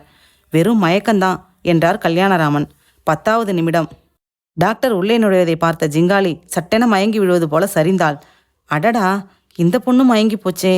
டாக்டர் பார்த்து பயப்பட ஒன்றுமில்லை என்று சொன்ன பிறகு மற்றவர்கள் சமாதானம் அடைய, வந்த நேரமே சரியில்லை டாடி, இந்த சம்பந்தம் வேண்டாம் நமக்கு, அவசரமாக சொன்னான் சாரதி. அமர்நாத் சற்று சந்தோஷத்துடன் அவனை பார்த்தான். நெவர், தாராதான் என் மருமகள். இத்தனை அம்சமா லட்சுமி கடாசமா எங்கடா பொண்ணு இருக்கு? மயக்க மனுஷனோட பலவீனம். இதுவே கல்யாணத்தன்னைக்கு நடந்திருந்தா தள்ளி வச்சிருவியா அவளை? அப்பா மேலே அளவு கடந்த பாசம் அவளுக்கு, மயங்கிட்டா. இல்லை டாடி, இவர் அவளை தான் காதலிக்கிறேன்னு சொல்கிறாரே. மனசில் இந்த சுமையை வச்சுக்கிட்டு எப்படி வாழ முடியும்? அது இன்னும் நிரூபிக்கப்படலை. அப்படியே ஆனாலும் தப்பு இல்லை. வாலிப பருவத்தில் காதல் வரதான் வரும். நல்லது கெட்டது தெரியாது. ஹார்மோன்ஸ் படுத்துகிற பாடு, வயசு கோளாறு. சொன்னால் நம்புவியா? உங்கள் அம்மாவை கட்டிக்கிறதுக்கு முன்னால் நான் 7 பேரை காதலிச்சிருக்கிறேன். அதில் 3 பேர் கூட இன்டர்கோர்ஸ் வரைக்கும் போயிருக்கேன். இப்போ கூட அம்சமாக 20 வயசு குட்டி அப்படி இப்படின்னு என் முன்னால் வந்தால் தடுமாற தான் செய்வேன். இதெல்லாம் சைட் டிஷ்ஷு, தொட்டுக்க தான் முடியும். முக்கிய சாப்பாடு உங்கள் அம்மா. சோர்ந்தான் சாரதி. கண்களை விழித்தார் கோடீஸ்வரன். சுற்றிலும் பார்வையை சுழல விட்டார். மிரள வச்சிட்டீங்களே ஒரு நிமிஷம். உங்கள் பொண்ணு அதுக்கு மேலே இன்னும் முழிக்கல பார்த்தீங்களா? எதுவும் கோடீஸ்வரன் மனதில் ஏறவில்லை. நிஜமான மகள் பிணமாகிவிட்ட வேளையில் அவளுக்கு மனநாள் குறிக்கும் நிகழ்ச்சி. இனிமேல் என்ன பந்தம் சொல்லிவிடலாமா? பொய்யன் என்ற பெயர் ஒரு நொடியில் அத்தனை பேர் மத்தியிலும் பரவி விடுமே. கூடாது. மகளை இழந்த மறுநாள் நானும் மறுத்துவிடப் போவதில்லை. எல்லாவற்றுக்கும் மேலாக இத்தனை செய்தியும் ஃபோன் வழி தகவல்தான். ஒன்றுமே நிரூபிக்கப்படவில்லை. இதெல்லாம் நிஜமாக இருக்க வேண்டும் என்று என்ன அவசியம் நேர்ந்துவிட்டது? ஒருவேளை பொய்யாக இருந்தால்? எழுந்து உட்கார்ந்தார். Sorry mister Kalyanaraman. It's okay கோடீஸ்வரன். இன்னைக்கு ஆரம்பித்த வேலையே சரியில்லை. இன்னொரு நல்ல நாளில் இதை பற்றி மறுபடியும் பேசலாமா? எனக்காக உங்கள் பிரயாணத்தை கொஞ்சம் தள்ளி வைக்க முடியுமா? கண்டிப்பா. ஐயர், எல்லாரையும் சாப்பிட வைங்க. நோ கோடீஸ்வரன், இன்னைக்கு வேண்டாம். நாங்கள் புறப்படுறோம். உங்கள் திடீர் ஷாக்குக்கு காரணத்தை நான் தெரிஞ்சுக்கலாம்னா நிதானமாக சொல்லுங்கோ. கண்டிப்பா. அவர்களை தொடர்ந்து, இது நடக்கவில்லை என்று மன நிம்மதியுடன் அமர்நாத் வெளியே நடந்தான். எல்லோரும் போனதும் ஜிங்காலி எழுந்து கைகூப்பினாள். உன்னை நான் வணங்கணுமா? புத்திசாலித்தனமா என்னை காப்பாத்திட்ட. இரு, உன்னை கொண்டு போய் ஹோட்டலில் விட்டுறேன். காரில் அவர்கள். கல்யாணராமன் சாரதி. போகும்போது, ஒரு சந்தேகம் டாடி. உயிருக்கு உயிரான தகப்பனார் ஃபோன் செய்ததில் பொட்டுன்னு மயங்கி விழுந்தப்ப கூட ஒரு மகள் மௌன விரதத்தை கடைபிடிப்பாளா டாடி? அதிர்ச்சியில் அலற தோணாது? நிமிர்ந்து உட்கார்ந்தார் கல்யாணராமன். அத்தியாயம் 12. இன்னும் நம்பிக்கை வரவில்லை கோடீஸ்வரனுக்கு. கேவலம் ஒரு தொலைபேசி செய்திக்கு முக்கியத்துவம் தர வேண்டிய அவசியம் என்ன? என்னை மிரட்டும் முகமாக கூட அது இருக்கக்கூடும். இதை நம்பி மனதை தளரவிடக்கூடாது. என் தாரா உயிரோடு இருக்கிறாள். எங்கோ ஒரு மூலையில் வாழ்ந்து கொண்டுதான் இருக்கிறாள். ஜிங்காலி எதிரே வந்து நின்றாள். என்னை என்ன செய்யப் போகிறாய் என்ற தினசில் கோடீஸ்வரனை பார்த்தாள். சொன்னபடி பார்த்தால் நாளை காலை ஜிங்காலியை பணத்தோடு அதே இடத்தில் கொண்டு போய் விட வேண்டும். விடலாமா? என் தாரா என்னிடம் வந்து சேரும் வரை ஜிங்காலியை என்னோடு வைத்து கொண்டால், திடீரென்று கல்யாணராமன் வந்துவிட்டால், நாளை அந்த நரிக்குறவனிடம் சொல்லி அவகாசம் கேட்க வேண்டும். ஆனால் ஜிங்காலியை வீட்டில் வைத்து கொள்ளக்கூடாது. ஹோட்டலில் தங்க வைக்க வேண்டும். வீட்டில் இருந்தால் ஏதேனும் உளரக்கூடும். ஜிங்காலி, இப்படி உட்கார்ந்தாள். நாளைக்கு உன்னை கொண்டு போய் விட போறதில்ல. மிரட்சியோடு அவரை பார்த்தது ஜிங்காலி. அதிகமாக பணம் தரேன். இன்னும் நான் சொல்ற வரைக்கும் என்னோட நீ தங்க வேண்டி வரும். வேண்டாம் என்று தலையாட்டியது ஜிங்காலி. முகம் படிப்படியாக சிவக்க லேசாக அழத் தொடங்கியது. அட, இதை பாருமா, உன்னை கண்ணில் மண்ணு படாம நான் பார்த்துக்கிறேன். எனக்கு உதவுமா ப்ளீஸ். இன்னும் தாரா உயிரோட இருக்கா. ஒரு நாள் ஓடி வந்து டாடின்னு கூப்பிடுவாங்கிற ஆசைகளை மனசுல சேமிச்சு வச்சு அவளுக்காக காத்துட்டு இருக்கேம்மா. என்னை மோசம் பண்ணிடாது ஜிங்காலி. கௌரவம் முக்கியம்தான். அதே சமயம் உன்னை பார்க்கும்போதும் நீ என் பக்கத்துல இருக்கும்போதும் தாராவோட இழப்பு எனக்கு தெரியலம்மா. சொல்லி முடித்ததும் கரகரவென்று கண்ணீர் வழியே அழுதே விட்டார். ஜிங்காலி கண்களை துடைத்து கொண்டது. முகத்தை சாய்த்து கொண்டு அவரை பார்த்து சிரித்தது. சரி என்பது போல தலையாட்டியது. புறப்படலாமா? ஐயரிடம் சொல்லி கொண்டார். அந்த ஃபோன் செய்தி ஒண்ணுமில்ல ஐயர், நேரம் வரும்போது சொல்றேன். நானும் தாராவும் வெளியில போறோம். அவர் மௌனம் காக்க வெளியில் வந்து பேட்டை பிளந்து ஏறி கொண்டார். ஹோட்டலில் ஜிங்காலியை விட்ட பின், பத்திரமா இருமா, நான் அடிக்கடி வந்து பார்த்துக்கிறேன். உன் சகாவுக்கு பணம் கொடுத்துட்டு விஷயத்த சொல்லணும். மறுபடியும் கல்யாணராமனை நானே போய் சந்திக்கணும். தலையாட்டினாள். வெளியே வந்து மற்ற வேலைகளை முடித்துக்கொண்டு வீடு வந்து சேர்ந்தபோது மாலை நேரமாகிவிட்டது. மேனேஜர் வந்து எட்டி பார்த்தார். நாளைக்கு ஜப்பான்லேருந்து டெலிகேட்ஸ் வராங்க. சுதர்சனில் தங்க வைக்க ஏற்பாடு செஞ்சாச்சு. உங்கள் அப்பாயின்மெண்ட்டு சாயங்காலம் 5:30. ஞாபகம் இருக்குது. நான் மீட் பண்ணிக்கிறேன். மற்ற என்கேஜ்மெண்ட்டுகளை அவர் சொல்லிக்கொண்டே வர தவிர்க்க வேண்டியதை தவிர்த்துவிட்டு முக்கியமானவர்களை ஒப்புக்கொண்டார். சரி, நீங்கள் போகலாம். தன் அறைக்கு வந்து சரிந்தார். எங்கே Tara? She is death, she is death. அந்த டெலிஃபோன் குரல் கரகரப்பாக காது விளிம்பில் ஒலித்து கொண்டே இருக்கிறது. ஓ, இருக்காது. சரி, அப்படியானால் தாரா எங்கே? ஒரு கேள்வி பூதகரமாக வந்து மருட்டியது. தாரா தன் கைப்படவே எழுதிய தற்கொலை வாக்கு மூலம்தான் அந்த கடிதம். அதில் சந்தேகமே இல்லை. படுக்கையில் இரத்தத்திட்டுகள், அருந்த ஒற்றை கொலுசு, இரண்டும் அப்பட்டமாக கண்ணால் கண்ட காட்சிகள். தன் மெடிக்கல் ஷாப்பில் விசாரித்தால் தாரா வந்து போனதையும் காற்றினால் பொட்டி காணாமல் போனதையும் சொல்கிறார்கள். சரி, தாராவை யாரோ ஒரு எக்ஸ் கடத்தியதாகவே இருக்கட்டும். நோக்கம் சில லட்சங்கள் அல்லது இன்னும். ஆனால் முன்பே சொல்லியிருந்தான், அவள் உயிரோடு போராடி கொண்டிருக்கிறாள். பிழைத்தால் நீ பணத்தோடு வா, செத்தால் நான் பிணத்தோடு வருகிறேன் என்று. செத்துவிட்டதாக செய்தி வந்த பிறகு இன்னும் டெலிஃபோன் வரவில்லையே. இது நிஜந்தானா? குப்பென்று உடல் முழுக்க வியர்த்து நனைந்தது. ஏசியும் மின்விசிறியும் கடுமையாக அவரிடம் தோற்று கொண்டிருந்தன. இதை எப்படி அறிந்து கொள்வது? யாரிடம் கேட்பது? போலீஸில் போனால் என்னவென்று புகார் தர முடியும்? யோசிக்க யோசிக்க தலை வெடித்துவிடும் நிலைக்கு வந்துவிட கண்களை இறுக மூடிக்கொண்டு அப்படியே மல்லாந்து சாய்ந்தார். டெலிஃபோன் ஒலித்தது. நடுக்கத்தோடு எழுந்தார். அவனா? அவன்தானா? ரிசீவரை உயர்த்தி, எஸ், நான் தான் கோடீஸ்வரன். உன் மயக்கம், மன அதிர்ச்சி எல்லாம் சலனப்பட்டு ஓரளவு தெளிவாக இருக்கியா? எங்கே என் தாரா? சொல்லிட்டேனே, செத்துட்டான்னு. நோ நோ, என் பொண்ணு சாகலை, சாகவும் மாட்டா. ஒரு நாளும் நான் இதை நம்பலை. நீ என்னை ஏமாத்துற.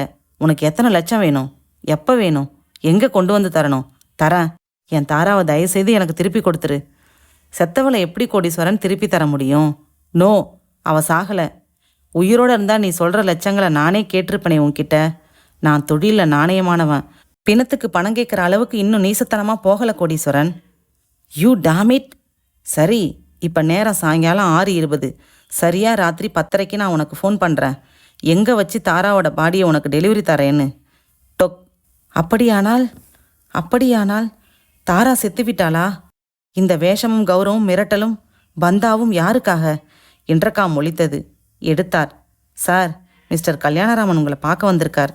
வர சொல்லுங்க. இனி மறைக்கக்கூடாது. அல்லது இன்று இரவு 10 மணி வரை பார்த்து விடலாமா? வேண்டாம்.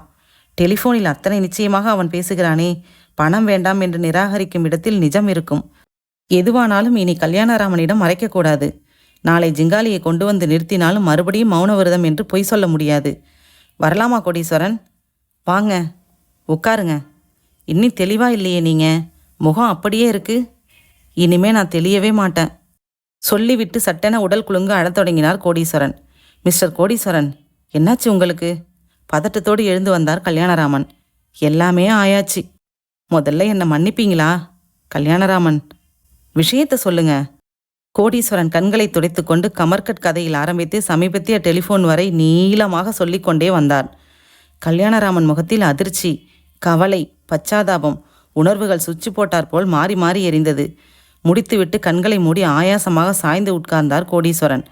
பக்கத்தில் ஃப்ரிட்ஜ் இருக்க கல்யாணராமனே எழுந்து போய் அதை திறந்து ஐஸ் வாட்டர் எடுத்து பருகினார். முகத்தை துடைத்து கொண்டார். பேசலாமா கோடீஸ்வரன்? பேச முடியுமா உங்களால? கோடீஸ்வரன் கண்களை மட்டும் சின்னதாக திறந்து எந்த உணர்ச்சியும் இல்லாமல் கல்யாணராமனை பார்த்தார். நடந்தது நடந்தாச்சு. இன்னைக்கு 10:30 ஒரு அதிர்ச்சியை சந்திக்க போறோன்னு நினைக்கிறேன். ஆமாம், கௌரவம் பெருசுதான், அந்தஸ்தும் அவசியம்தான். அந்த வெறிகள் நேத்து வரைக்கும் எனக்கு இருந்துச்சு. ஆனால் இப்போ இல்லை. இத்தனை தீவிரமாக இருந்த ஒரு பொண்ணை சாகடிச்சது 2 பேர். ஒன்று வெறுப்பிடிச்ச கௌரவம் பார்க்குற அப்பா, அடுத்தது காம்ப்ளெக்ஸில் சிக்கி தவிக்கிற காதலன். இல்லை கல்யாணராமன், என் ஈகோவெல்லாம் செத்தாச்சு. அந்த அமர்நாத்துக்கே தாராவை நான் தர தயார். எப்போ சார்? உங்கள் ஈகோ மட்டும் இல்லை, உங்கள் மகளும் செத்தாச்சு. மகள் செத்ததுனால ஈகோ செத்துருக்கு. ஈகோ முன்னாலேயே செத்திருந்தா உங்கள் மகள் பிழைச்சிருக்க கூடும். இப்போ என்ன லாபம்? அமர் வந்து சவத்துக்கு தாலி கட்ட முடியுமா? தமிழ் சினிமாவா இது? பிரம்ம பிடித்தவர் போல சுவரை வெறுத்தபடி உட்கார்ந்திருந்தார் கோடீஸ்வரன். நான் ஒன்று சொல்லட்டுமா கோடீஸ்வரன்? 10:30 மணிக்கு நீங்கள் வர வேண்டாம். நோ. டெலிஃபோனை இப்போ கூட என் மனசில் ஒரு மூளை நம்பலை. செய்தி பொய்யா இருந்து என் தாராவா அது இருக்கக்கூடாதுங்கிற ஆசையும் எதிர்பார்ப்பும் எனக்கு உண்டு. சரி, உங்கள் இஷ்டம். அப்புறம் இன்னொரு யோசனை. டெலிஃபோன் செய்தி நிஜமாக இருக்கிற பட்சத்தில் உங்கள் ஏக்கத்துக்கு மருந்து இருக்குது. என்ன? அந்த ஜிங்காலியை உங்கள் வளர்ப்பு மகளாக ஏற்றுக்கோங்க. தாராவை பார்க்குற உணர்வு தினசரி கிடைச்சாலே உங்கள் மனக்காயங்கள் ஆறும். 4ஆம் வட்டத்தில் உங்கள் மனசில் அமைதி ஏற்பட்டு நீங்கள் பழைய கோடீஸ்வரனாக மாறலாம். ஒன்றும் பேசாமல் இருந்தார் கோடீஸ்வரன். நான் பிரயாணத்தை பழையபடி தொடங்குறேன். தாரா தான் என் மருமகள்ன்ற ஆசை நொறுங்கி போச்சு.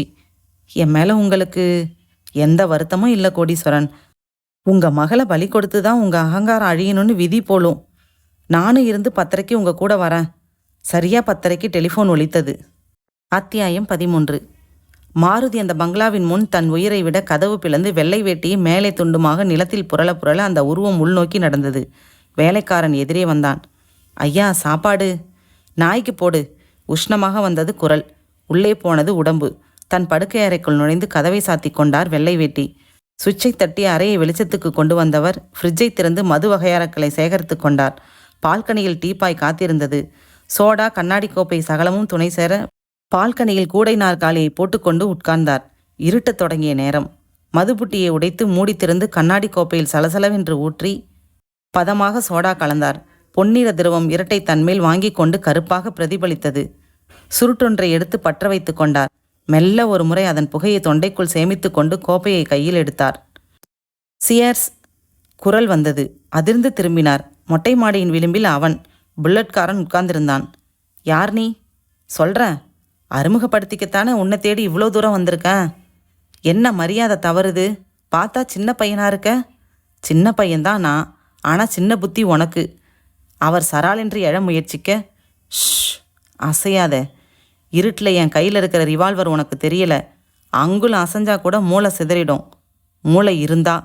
அந்த மனிதர் குபீரென்று வியர்க்க விளிம்பிலிருந்து மாடியில் குதித்தவன் பாதம் பாதமாக எடுத்து வைத்து அவரை நெருங்கத் தொடங்கினான். அத்தியாயம் 14. டெலிஃபோனை எடுத்தார் கோடீஸ்வரன். பாய்ந்து வந்து ரிசீவரை வாங்கி கொண்டார் கல்யாணராமன். கோடீஸ்வரன் தானே? நான் தான். உங்கள் தாராவோட உடல் எங்கே இருக்கு தெரியுமா? நேராக பல்லவன் ஆஃபீஸ் தாண்டி வந்தா பெரியார் பாலம் வரும். அதை கடந்தா நேர் ரோடு அண்ணா சாலை. வலது பக்கம் சிந்தாரிப்பேட்டை, இடது பக்கம் ஆடம் சாலைன்னு ஒன்று கட்டாகும். அதுக்குள்ளே வந்தால் டிவி ஸ்டேஷனுக்கு கொஞ்சம் முன்னால் இடது பக்க ரோட்டில் ஒரு சரிவு இருக்கும். அதில் தாராவோட உடம்பு இருக்கும். வந்து நீங்கள் எடுத்துக்கலாம். ரிசீவர் வைக்கப்பட்டது. சொன்னார் கல்யாணராமன். வாங்க போகலாம். வெளியில் வந்து நின்றதும் டிரைவர் வந்தான். சல்யூட் அடித்தான். நீ வேண்டாம், நாங்கள் பார்த்துக்குறோம். கோடீஸ்வரனை பக்கத்தில் இருத்தி கொண்டு கல்யாணராமன் டிரைவர் இருக்கையை ஆக்கிரமித்தார். டார்ச் இருக்கா கோடீஸ்வரன்? பெரிய டார்ச்சா ஒன்று கொண்டு வா டிரைவர். வந்தது. புறப்பட்டார்கள். கோடீஸ்வரனிடம் இருந்த கொஞ்ச நஞ்ச நம்பிக்கையும் செத்துப்போக துப்புரவாக நிறமிழந்து சாய்ந்திருந்தார் வண்டியில். போக்குவரத்து வெகுவாக குறைந்திருக்க கல்யாணராமன் சீரான வேகத்தில் வண்டியை செலுத்து கொண்டு வந்தார். அவரிடமும் ஒரு படபடப்பு இருக்கத்தான் செய்தது. ஆடம் சாலையில் வண்டி பிரவேசித்தது. வேகத்தை குறைத்து காரின் வெளிச்ச வட்டத்தில் பக்கப்பகுதிகளை ஆராய்ந்து கொண்டே நகர்த்தினார் வண்டியை. அதோ சரிவு. நெருங்கிவிட்டார். யாரோ படுத்து கிடப்பது போல தோன்றியது. தாராவின் உடல்தானா அது? காரை நிறுத்தினார். வாங்க கோடீஸ்வரன். இறங்கி சரிவில் கால் பதித்து அருகில் நெருங்க. அது பெண் உடல்தான். குப்புற கிடந்தது. கோடீஸ்வரன் மண்டியிட்டு அமர்ந்து ஒருவித ஆவேசத்துடன் அதை மல்லாத்தியவர் வாய்விட்டு அலறினார். அது தாராவேதான். கல்யாணராமன் வெளிச்ச வட்டத்தை அங்கேயே அமைக்க செத்துப்போன தாரா நிச்சலனமாக கிடந்தாள். கோடீஸ்வரன் குலுங்கினார். நோ கோடீஸ்வரன், இங்கே உட்காந்து அழுது எந்த உபயோகமும் இல்லை. பாடியை வீட்டுக்கு உடனடியாக எடுத்துகிட்டு போயிடலாம். வாங்க, ஆளுக்கு ஒரு கை பிடிச்சு காருக்கு கொண்டு போயிடலாம். தலை கால் என்று பிடித்து தாராவை காரின் பின்பக்கம் கிடத்தினார்கள். இதை நான் விடமாட்டேன். போலீஸுக்கு புகார் செய்ய போறேன். ராமாயண லட்சுமணன் போல ஆவேசமாக கத்தினார் கோடீஸ்வரன். முன்னாலேயே செஞ்சிருந்தா காப்பாற்றவாது முயற்சி செஞ்சிருக்கலாம். பட் அந்த டெலிஃபோன் குரலை தெளிவாக நான் எங்கேயோ கேட்டிருக்கேன். என்னால் மெமரியில் சட்டுன்னு கொண்டு வர முடியல. நம்மை சுற்றியுள்ள சதிக்கு தான் தாரா பலியாயிருக்கா. அதில் சந்தேகமே இல்லை. கண்டுபிடிக்க முயற்சி செய்யணும். வண்டியில் இருங்க, வீட்டில் போய் பேசிக்கலாம். கல்யாணராமன் ஸ்டார்ட் செய்து பாலம் கடந்து பீச்சு சாலையில் பிரவேசித்தார். போக்குவரத்து, மனித சஞ்சாரம் எல்லாமே துப்புரவாக ஓய்ந்திருந்தது. நேரம் நள்ளிரவை நெருங்கி கொண்டிருந்தது. காந்தி சிலை நெருங்கும் சமயம். சாலையோரம் 2 பேர் நின்று கையசைத்தார்கள். யார் அது இந்த நேரத்தில்? லிஃப்ட் கேட்குறாங்களா? வண்டியை அவர்களுக்கு பக்கத்தில் கொண்டு போய் நிறுத்தினார் கல்யாணராமன். என்ன வேணும் உங்களுக்கு? கீழிறங்கு. கத்தியை சரையலென நீட்டினான் ஒருவன். கல்யாணராமன் மிரண்டார். 2 பேரும் இறங்குங்க. இறங்கினார்கள். கத்தி முனையை அவர்களுக்கு காட்டி அவர்களை தள்ளி கொண்டு மணலுக்கு வந்தான். எடு பணத்தை. ஏன்பா, ராத்திரி நேரத்தில் எங்ககிட்ட ஏது பணம்? நீ வேணும்னா சோதனை போட்டுக்கோ. கைகளை உயர்த்தி கொண்டு நின்றார் கல்யாணராமன். வாட்ச கழட்டு. இந்தா. தந்தார்கள் இருவரும். ச, சாவு கரைக்கி, உங்களுக்கெல்லாம் கார் ஒரு கேடு. போங்கடா. வண்டியை அணுகி ஏறி உட்கார்ந்தார்கள். நடுராத்திரியில் இப்படி ஒரு கொள்ளை. தமிழ்நாடா இவ்வளோ மோசமாக இருக்கு? நல்ல காலம். வண்டியை சோதனை போட போறேன்னு நுழைஞ்சிருந்தா இன்னும் அசிங்கப்பட்டிருப்போம்.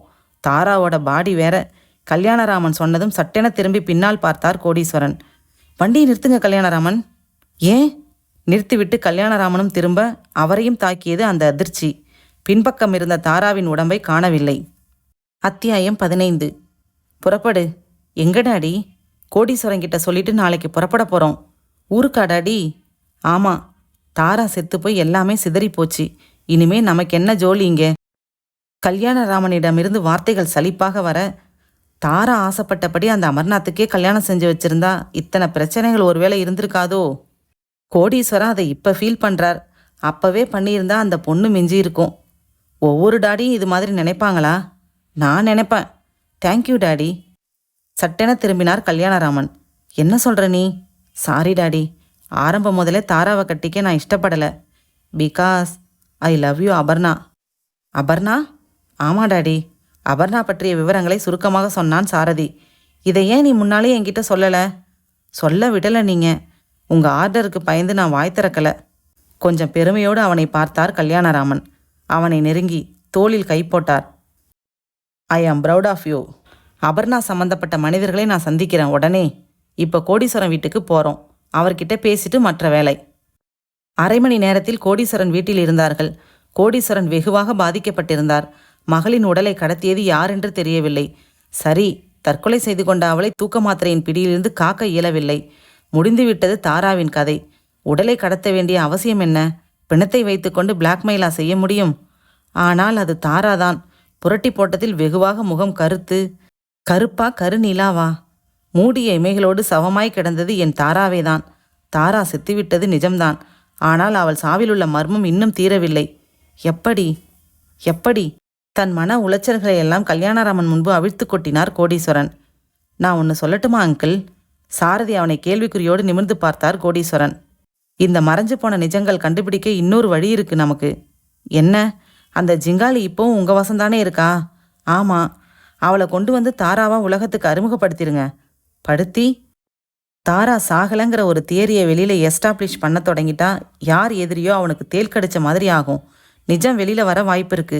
சரியா அங்கிள்? அவளுக்கு தமிழ் வராது சாரதி. பயிற்சி கொடுத்தா வருது. பேசுறத புரிஞ்சுக்கிற அளவுக்கு புத்திசாலித்தனம் இருக்கும்போது பேச முடியாதா ஒரு நாள்? சாரதி சொல்றது நல்ல ஐடியா கோடீஸ்வரன். எத்தனை நாளைக்கு இந்த நாடகம்? ஒன்று செய்யுங்களேன். என்ன? அந்த ஜிங்காலியை அவங்க கூட்டத்திலேருந்து அனுமதி வாங்கி தத்து எடுத்துக்கோங்க. உங்கள் தாராவோட இழப்பை சரிக்கட்ட யாராலும் முடியாது. ஆனால் உங்கள் காயங்களை ரொம்ப சீக்கிரமாக குணப்படுத்துகிற மருந்து ஜிங்காலி தான். அவர்கள் சொன்ன ஐடியா கோடீஸ்வரனுக்கு வெகுவாக பிடித்திருந்தது. நாங்கள் புறப்படுறோம். அமர்நாத் விலாசம் யாருக்காவது தெரியுமா? ஏன், எனக்கு தெரியும் என்றான் சாரதி. கொடுங்க. அந்த பையனை அழைச்சி மன்னிப்பு கேட்கணும்னா. தாராவோட ஆத்மா சாந்தி அடைய அவனுக்கு ஒரு நல்லதொரு உத்தியோகமாக நான் தரணும். உயிரோடு இருந்திருந்தா என் மகளோட ஆசைப்படியே அவள் காதலை நிறைவேற்றி வச்சிருப்பானா. நாங்கள் வரோம் கோடீஸ்வரன். அவசரமாக அமர்நாத்தின் அலுவலகத்திற்கு தகவல் அனுப்பிவிட்டு ஜிங்காலியை சந்திக்க புறப்பட்டார். ஹோட்டலை அடைந்து படிகளை ஏறி அறையை அடைந்ததும் அதிர்ந்தார். ஜிங்காலியின் அறை வெளியே பூட்டை அணிந்து கொண்டிருந்தது. அத்தியாயம் 16. யார் நீ? நடுக்கத்துடன் வெளிப்பட்டது விஸ்கி அணிந்த அவரது குரல். ஒரு நொடி நின்று இருட்டிலும் கூர்மையாக அவரை அளவெடுத்த அவன், நான் யாருன்னு என்னை அறிமுகப்படுத்திக்க இங்கே வரல. படுத்துக்கிட்டாலும் உனக்கு தெரியாது. என்ன வேணும் உனக்கு? உன்னோட உயிர். என்னை விட்டுரு. உனக்கு எவ்வளோ பணம் வேணும்? எவ்வளோ நாளும் தரேன். பணம் தர முடியும் உன்னால். போன உயிரை மீட்டு தர முடியுமா? சொல்லு. எனக்கு எதுவுமே புரியல. உன் அரசியல் வாழ்க்கையில் உனக்கு உலகமே புரியல. என்ன தெரிய மட்டும் எப்படி வாய்ப்பு இருக்கு? தயவு செஞ்சு தெளிவாக பேசு. மெடிக்கல் சீட்டில் என்ன தில்லுமுள்ளு செஞ்ச? Medical seat? புரியலை. என்ட்ரன்ஸ் டெஸ்ட்டில் மார்க் லிஸ்ட்டில் நீ விளையாடினது ஞாபகம் இருக்கா? நல்லா படித்த ஒரு சிறந்த பெண், அதி புத்திசாலியாக ஒரு மருத்துவ மாமேதையாக வரக்கூடிய சகல லட்சியங்களும் லட்சணங்களும் பொருந்திய ஒரு பெண், எங்கள் எதிர்காலத்துக்கு வெளிச்ச உத்தரவாதம் தந்த ஒரு பெண், என் தங்க காயத்ரி. உனக்கு தெரிஞ்சிருக்க வாய்ப்பு இல்லை. யார் காயத்ரி? +2ல் முதல் 5 இடத்துல ஒருத்தியாக மாநிலத்தில் முதலாவதாக தேறி கனவுகளை சுமந்துக்கிட்டு அலைஞ்ச ஒரு ஏமாளி பெண். என்ன அவளுக்கு? ஷ், அசையாத. இருக்கிற இடத்த விட்டு ஓரங்கில் நீ விலகினாலும் அடுத்த வார்த்தை பேச மாட்டேன். இதுதான் கடைசி மூச்சு. சொல்லு. கோடி கோடியாக சம்பாதிச்சு குவிக்க வேண்டிய அந்த பெண் தற்கொலை பண்ணிக்கிட்டா. யாரோ ஒரு பண முதலைக்கிட்ட 3 லட்சம் ரூபாய் லஞ்சம் வாங்கி மெடிக்கல் சீட்டு வாங்கி தரதா நீ வாக்கு கொடுத்துருக்க. உன் வார்த்தையை காப்பாற்றணுங்கிற வெறியில் உன் அரசியல் செல்வாக்கை உபயோகப்படுத்தி நுழைவுத் தேர்வு மதிப்பெண் பட்டியலை உன் மேஜைக்கு கொண்டு வந்திருக்க. அதில் முதலாவதாக மார்க் வாங்கின காயத்ரி இருந்திருக்கா. உன் திறமையால் வேறொரு பெண்ணை மார்க்கை இவளுக்கு மாற்றி இவ மார்க்கை அவளுக்கு போட்டுட்ட. அந்த வேறொரு பெண் உனக்கு லஞ்சம் கொடுத்த ஆசாமியோட மக. அவளுக்கு இடம் கிடைச்சிது, ஏன் காயத்ரிக்கு கிடைக்கல. எப்படி அழுதா தெரியுமா? கடைசி வரைக்கும் இதை அவள் நம்பவே இல்லை. அவள் மார்க் என்னன்னு எங்களுக்கே தெரியல. தெரிஞ்சுக்கிற அளவுக்கு வாய்ஸும் எங்களுக்கு அப்போ இல்லை. அழறதை தவிர வேற வழி தெரியல. நான் தாங்கிக்கிட்டேன். ஆனால் காயத்ரியால் அந்த இடியை தாங்கிக்கவே முடியல. துவண்டு போயிட்டா. பள்ளிக்காலம் தொட்டே தான் ஒரு டாக்டர் ஆகணுங்கிற லட்சியத்தை மனசில் விதைச்சி அதுக்கு எப்படிலாம் போஷாக்கு செஞ்சா தெரியுமா? ராத்திரி பகல் தூக்கம் முழிச்சு அவள் பட்ட பாடு அத்தனையும் வீணா போனது. அவளால் எப்படி சகிச்சுக்க முடியும்? முழுங்கிட்டா தூக்க மாத்திரைகளை. 20 கார்டினால் மாத்திரைகள். எங்கிருந்து அவளுக்கு கிடைச்சதோ அந்த ஆண்டவனுக்கு தான் வெளிச்சம். தவிச்சு போயிட்டோம். எனக்கு லெட்டர் எழுதி வச்சுட்டு நான் சாக போகிறேன்னு காரணத்தை சொல்லிட்டு அதை முழுங்கியிருக்கா. எந்த நர்சிங் ஹோமில் நான் சொல்ல முடியும்? தற்கொலை முயற்சின்னு காயத்ரியை போலீஸ் கைது செய்யாது. எனக்கு தெரிஞ்ச வீட்டில் கிளினிக் வச்சிருக்கிற டாக்டர் ஒருத்தரை அணுகி அவர் ராத்திரி பகல் பாடுபட்டு முடிஞ்சு போன கதை அது. அதுக்கு காரணம் நீதான் காரணம். தன் கனவுகள் சிதைக்கப்பட்டப்ப தன்னையே அந்த பெண் அழிச்சிக்க நீதான் காரணம். அவ கூட விதி விளையாடலை, லஞ்சமும் அரசியல் அராஜகமும் விளையாடி இருக்கு. ஒரு நல்ல மருத்துவ மேதைய உலகமும் ஒரு அன்பு தங்கையை நானும் இழந்திருக்கோம். இன்னொரு அண்ணா இனிமே இங்கே அழக்கூடாது. நீ உயிரோட இருந்தா பல பேர் அழ வேண்டி வரும். என்னை விட்டுரு. நான் தண்டனைக்கு கவலைப்படலை. என் காயத்ரி இல்லாத உலகம் எனக்கு வேண்டாம். கமான். அடுத்த அடியை எடுத்து வைக்கும்போது சேஃப்டி காட்ச் விடுபட்டது. அந்த கிளக் சத்தத்தில் இவன் கை விஸ்கி நழுவி சிலீரென காலடியில் நொறுங்கியது. ட்ரிக்கரில் விரல் பதித்து, வேண்டாம். சட்டமெல்லாம் உன்னை கண்டிப்பாக தண்டிக்காது. சட்டத்துக்கு முதுகெலும்பே கிடையாது. வாதாடுற லாயர், எதிர்க்கட்சி வக்கீல், நீதிபதி வரைக்கும் எல்லாரும் லஞ்சப்பேய்கள். உங்கள் பணம் எத்தனை ஆழம் வேணும்னாலும் பாயும். ஒரு நீதிபதி கமிஷன் மக்கள் கண்ணை தொடச்சிட்டு அவனும் உங்ககிட்ட லஞ்சம் வாங்கிட்டு தீர்ப்பு எழுதுவான். இப்போ நான் தான் நீதிபதி. இதோ உனக்கான தீர்ப்பு. சரக் சரக் சரக் என்று 3 தோட்டாக்கள் முறையே மார்பு, வயிறு, தொண்டை என்று நேசிக்க இரத்தமானான் அவன். குப்புற விழுந்து உயிரை விட்டான். வெறி தீர்ந்தவுடன், காயத்ரி முடிச்சிட்டேம்மா. ரிவால்வரை எடுத்துக்கொண்டு போலீஸ் ஸ்டேஷனுக்கு புறப்பட்டான். இறுதி அத்தியாயம். வீடு திரும்பி வெகுநேரமாகியும் குழப்பம் தீரவில்லை கோடீஸ்வரனுக்கு. எங்கே போயிருப்பாள் ஜிங்காலி? ரிசப்ஷனிலும் சாவி தரவில்லை, போகுமிடமும் சொல்லவில்லை. ஒரு ஹோட்டலை விட்டு புறப்பட்டு வெளியே போகும் அளவுக்கு ஜிங்காலிக்கு தெளிவு உண்டா? புரியவில்லை கோடீஸ்வரனுக்கு. தன் அறைக்கு வந்ததும் இன்டர்காம் ஒலித்தது. எஸ் சார், அமர்னு ஒருத்தர். உடனே அனுப்பு. அடுத்த நிமிடத்தின் முடிவில் அமர்நாத் தயக்கத்தோடு உள்ளே நுழைந்தான். வா அமர், உட்காரு. பரவாயில்ல சார், நிற்கிறேன். அவனை பிடித்து தன் பக்கத்தில் இருத்தி கொண்டார். அவன் கைகளை சேர்த்து பிடித்து கொண்டார். கண்கள் கலங்கி குளமாகியது. சாரி அமர், நான் உன்னையும் வாழ விடலை, என் பொண்ணையும் வாழ விடலை. சார், தாரா இப்போ உயிரோட இல்ல. அமர் நிச்சலனமாக அசையாமல் ஒரு சிலை போல உட்கார்ந்திருந்தான். நடந்ததை எல்லாம் சொல்லத் தொடங்கினார் கோடீஸ்வரன். வாக்குமூல கடிதத்தில் உன்னை பற்றி அவ எழுதின வரிகளை படித்த நிமிஷமே உன் மேலே எனக்கு மதிப்பு உயர்ந்து போச்சு. 2 பேரும் கௌரவம் பார்த்து கடைசியில் என் பொண்ணை பலி கொடுத்துட்டமே அமர். என்ன பாவம் செஞ்சா என் தாரா? அமர் மௌனத்தை கலைக்காமலேயே உட்கார்ந்திருந்தான். சத்தியமாக சொல்கிறேன் அமர், என் ஈகோ அத்தனையும் அழிஞ்சாச்சு. என் வரட்டு கௌரவம், முரட்டு பிடிவாதம் சகலமும் என்னை விட்டு என் தாராவை போல விலகியாச்சு. குலுங்கி குலுங்கி அழுதார். சார், இல்லைப்பா, நான் அழணும். என் அழுக்குகள் கரையிற வரைக்கும் நான் அழுது தீக்கணும். கண்ணீர் தான் என் அகம்பாவத்தை கரைக்க முடியும் அமர். வேடிக்கை பாத்தியா? என் தாராவோட உடம்பு கூட எனக்கு மிஞ்சலை. நேற்று வரைக்கும் அதை ஒரு மர்மமாகவே நான் நினச்சேன். ஆனால் இப்போ தான் புரியுது, அதுக்கு இறுதி மரியாதை செய்கிற பாக்கியத்தை கூட தெய்வம் எனக்கு தரலன்னு. ஜிங்காலியை தேடி பிடிச்சு அவளையாவது மகளாக வச்சுட்டு ஆறுதல் அடையலாம்னா அவளையும் காணலை. அமர், சார், அமர், எனக்கு ஒரு உதவி செய்வியா? சொல்லுங்க சார். நீ யாரும் இல்லாதவன் தானே? ஆமாம் சார். என் பிள்ளையா இந்த நிமிஷம் முதல் நீ இருந்துடு அமர். உன் உருவத்தில் என் தாராவை பார்த்து நான் திருப்திப்பட்டுக்கிறேன். என் கூடவே இரு அமர். கோடீஸ்வரனுக்கு மகனா வர சம்மதிப்பியா அமர்? கேட்டுவிட்டு ஏக்கம் நிரம்பிய விழிகளை அவன் மேல் பதித்து ஆர்வமாக அவன் பதிலுக்காக காத்திருந்தார். அமர் மௌனமாகவே இருந்தான். சுவர் கடிகார ஓசை இதய துடிப்பை தவிர வேற எந்த ஒலியும் கேட்க முடியாத அளவு துல்லியமாக அமைதி அங்கே நிலவியது. ப்ளீஸ் அமர், இருப்பியா? அமர் அவரை பார்த்தான். சகல ஈகோக்களும் அடிபட்டு மடிப்பிச்சை கேட்கும் நிலைக்கு தள்ளப்பட்ட தளர்ந்து போன அந்த தகப்பனை பார்த்தான். சொல்லு அமர். Sorry sir. அமர், உங்க பிள்ளையா நான் இருக்க முடியாது. ஏன் ஏன் அமர்? கதவு ஓசைப்பட்டது. பார்வையை திருப்பினார் கோடீஸ்வரன். கதவருகே ஜிங்காலி. ஜிங்காலி, நீ எங்க போயிருந்த? உன்னை தேடிட்டு நான் லாட்ஜுக்கு வந்தேன். விழிகளை உருட்டி அவரையும் அமரையும் துருதுருவென பார்த்தாள் ஜிங்காலி. சொல்லட்டுமா டாடி? தெளிவான தமிழ். ஜிங்காலி, நீ நீ தமிழ் பேசுற? விளையாட்டு போதும் தாரா, இனிமே அவரை அழ வைக்க வேண்டாம். அமர் கோபத்துடன் சொல்ல. தாரா? கோடீஸ்வரன் நம்ப முடியாமல் கேட்க. சாரி டாடி, என்னை மன்னிச்சிருங்க. நான் ஜிங்காலி இல்லை, உங்க தாராவே தான். எப்படிம்மா? சொல்கிறேன். நீங்களும் மறுத்து அமரும் விலகினப்ப மனசு உடஞ்சி நம்ம மெடிக்கல் ஷாப்பில் போய் 20 காற்றினால் அடங்கின புட்டியை நான் தூக்கிட்டு வந்தது என்னமோ அப்பட்டமான நிஜம். விழிகள் விரிந்தது கோடீஸ்வரனுக்கு. அதை முழுங்கி உயிரை விட தீர்மானித்தேன். என் கையில் மாத்திரைகள், இன்னொரு கையில் தண்ணி. ஏறத்தாழ முழுங்க போகிறேன். அப்போ ஜன்னலில் ஒரு உருவம். பயந்து அலறினேன். ஷ், அலறாத, நான் தான். அமர், நீங்களா? என்ன இந்த வழியில்?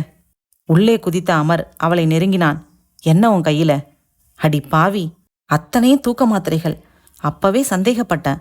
மெடிக்கல் ஷாப்லேருந்து அவசரமாக நீ வெளிப்பட்டதை நான் பார்த்துட்டு தான் இருந்தேன். நேர் வழியில் வந்தா இந்த நிஜம் ஒளிஞ்சுக்குன்னு தான் இந்த வழியில் நான் வந்தேன். ஈகோ பார்க்குற நீங்கள் என்னை பற்றி ஏன் கவலைப்படுவானேன்? மாத்திரைகளை பாட்டிலில் போடு. முடியாது. பலார் என்று அறைந்தான். மாத்திரைகளை போட்டு பாட்டிலை தன்னிடம் வைத்து கொண்டான். வா போகலாம். எங்க? நாமும் வாழ்ந்து உன் டாடிக்கும் பாடம் கற்று தரணும்னா ஒரே ஒரு ட்ராமா ஆடணும். வாக்குமூல கடிதம் எழுதிருப்பியே. குட். இருக்கட்டும். கொஞ்சம் ரெட் இங்குதா. கொலுசை அறுத்து போடு. வா என்னோட. புறப்பட்டாள் தாரா. கதவு திறந்தபோது வாசலில் ஐயர். சொன்னோம், ஐயர்கிட்ட சகலமும் சொன்னோம். ஐயர் மூலம் இங்கே நடக்கிற செய்திகளை ஒன்று விடாமல் தெரிஞ்சுக்கிட்டோம். ஜிங்காலிங்கிற வேஷத்தை நான் போட்டேன். ஒத்துழைச்ச அந்த நரிக்குறவு கும்பல் நிஜமானது. உங்கள் காரை தொடர்ந்து வந்து பீச்சில் உங்கள் கண்ணில் படும்படியாக நடந்தேன். மறுபுறமாக டெலிஃபோனில் அமர் உங்களை மிரட்டத் தொடங்கினார். எல்லாம் கூடி வந்தது. அமர் மேலே யாரும் சந்தேகப்படக்கூடாதுன்னு தான் சாரதி என்னை பின்பாக்க வந்த நாளில் அமர் இங்கே வந்து வேணும்னே ஒரு கலாட்டா பண்ணினார். அந்த நேரத்தில் நான் செத்துட்டதா டெலிஃபோன். தொடர்ந்து குழப்பம். உங்களை இன்னும் தெளிவாக நம்ப வைக்க என் உடலை காட்டுறதா ஒரு ஃபோன். நீங்களும் கல்யாணராமனும் வந்தப்போ கொஞ்சம் மேக்கப் நடிப்போட அந்த சரிவில் உயிரோட படுத்துட்டு இருந்தது நான் தான். அமர் மறைஞ்சு நின்றுட்டு இருந்தார். பீச் ரோட்டில் உங்களை வழிமறிச்ச கூட்டம் அதே நரிக்குறவு கூட்டம்தான். அந்த 2 ஆண்களும் ரவுடி உடையில மேக்கப்பில் உங்களுக்கு தெரியல. அந்த சலசலப்பில் நான் இறங்கிட்டேன். டிக்கியில் ஒளிஞ்சிருந்த அமர் கூட ஓடி போயிட்டேன். நான் செத்ததா துப்புரவா உங்களை நம்ப வச்சாச்சு. கோடீஸ்வரன் விரித்த விழிகளை இன்னும் இமைக்காமல் அவளையே பார்த்தார். என் பொண்ணுக்கு இத்தனை புத்திசாலித்தனமா? வாய் விட்டு கேட்டு விட்டார். சாரி டாடி, கூடாதுதான். அவசியம் ஏற்பட்டப்ப தடுக்க முடியலையே. இனிமே நான் விலகிக்கலாம். என் புத்திசாலி பெண்ணும் மாப்பிள்ளையும் என் சொத்துக்களை ஆளட்டும். சரிதானா மைடியர் ஜிங்காலி? ஜம்னே கிம்னா தஸ்தா மாஸ்தி ஜோம்னா தல்னா. என்னம்மா அர்த்தம் இதுக்கு?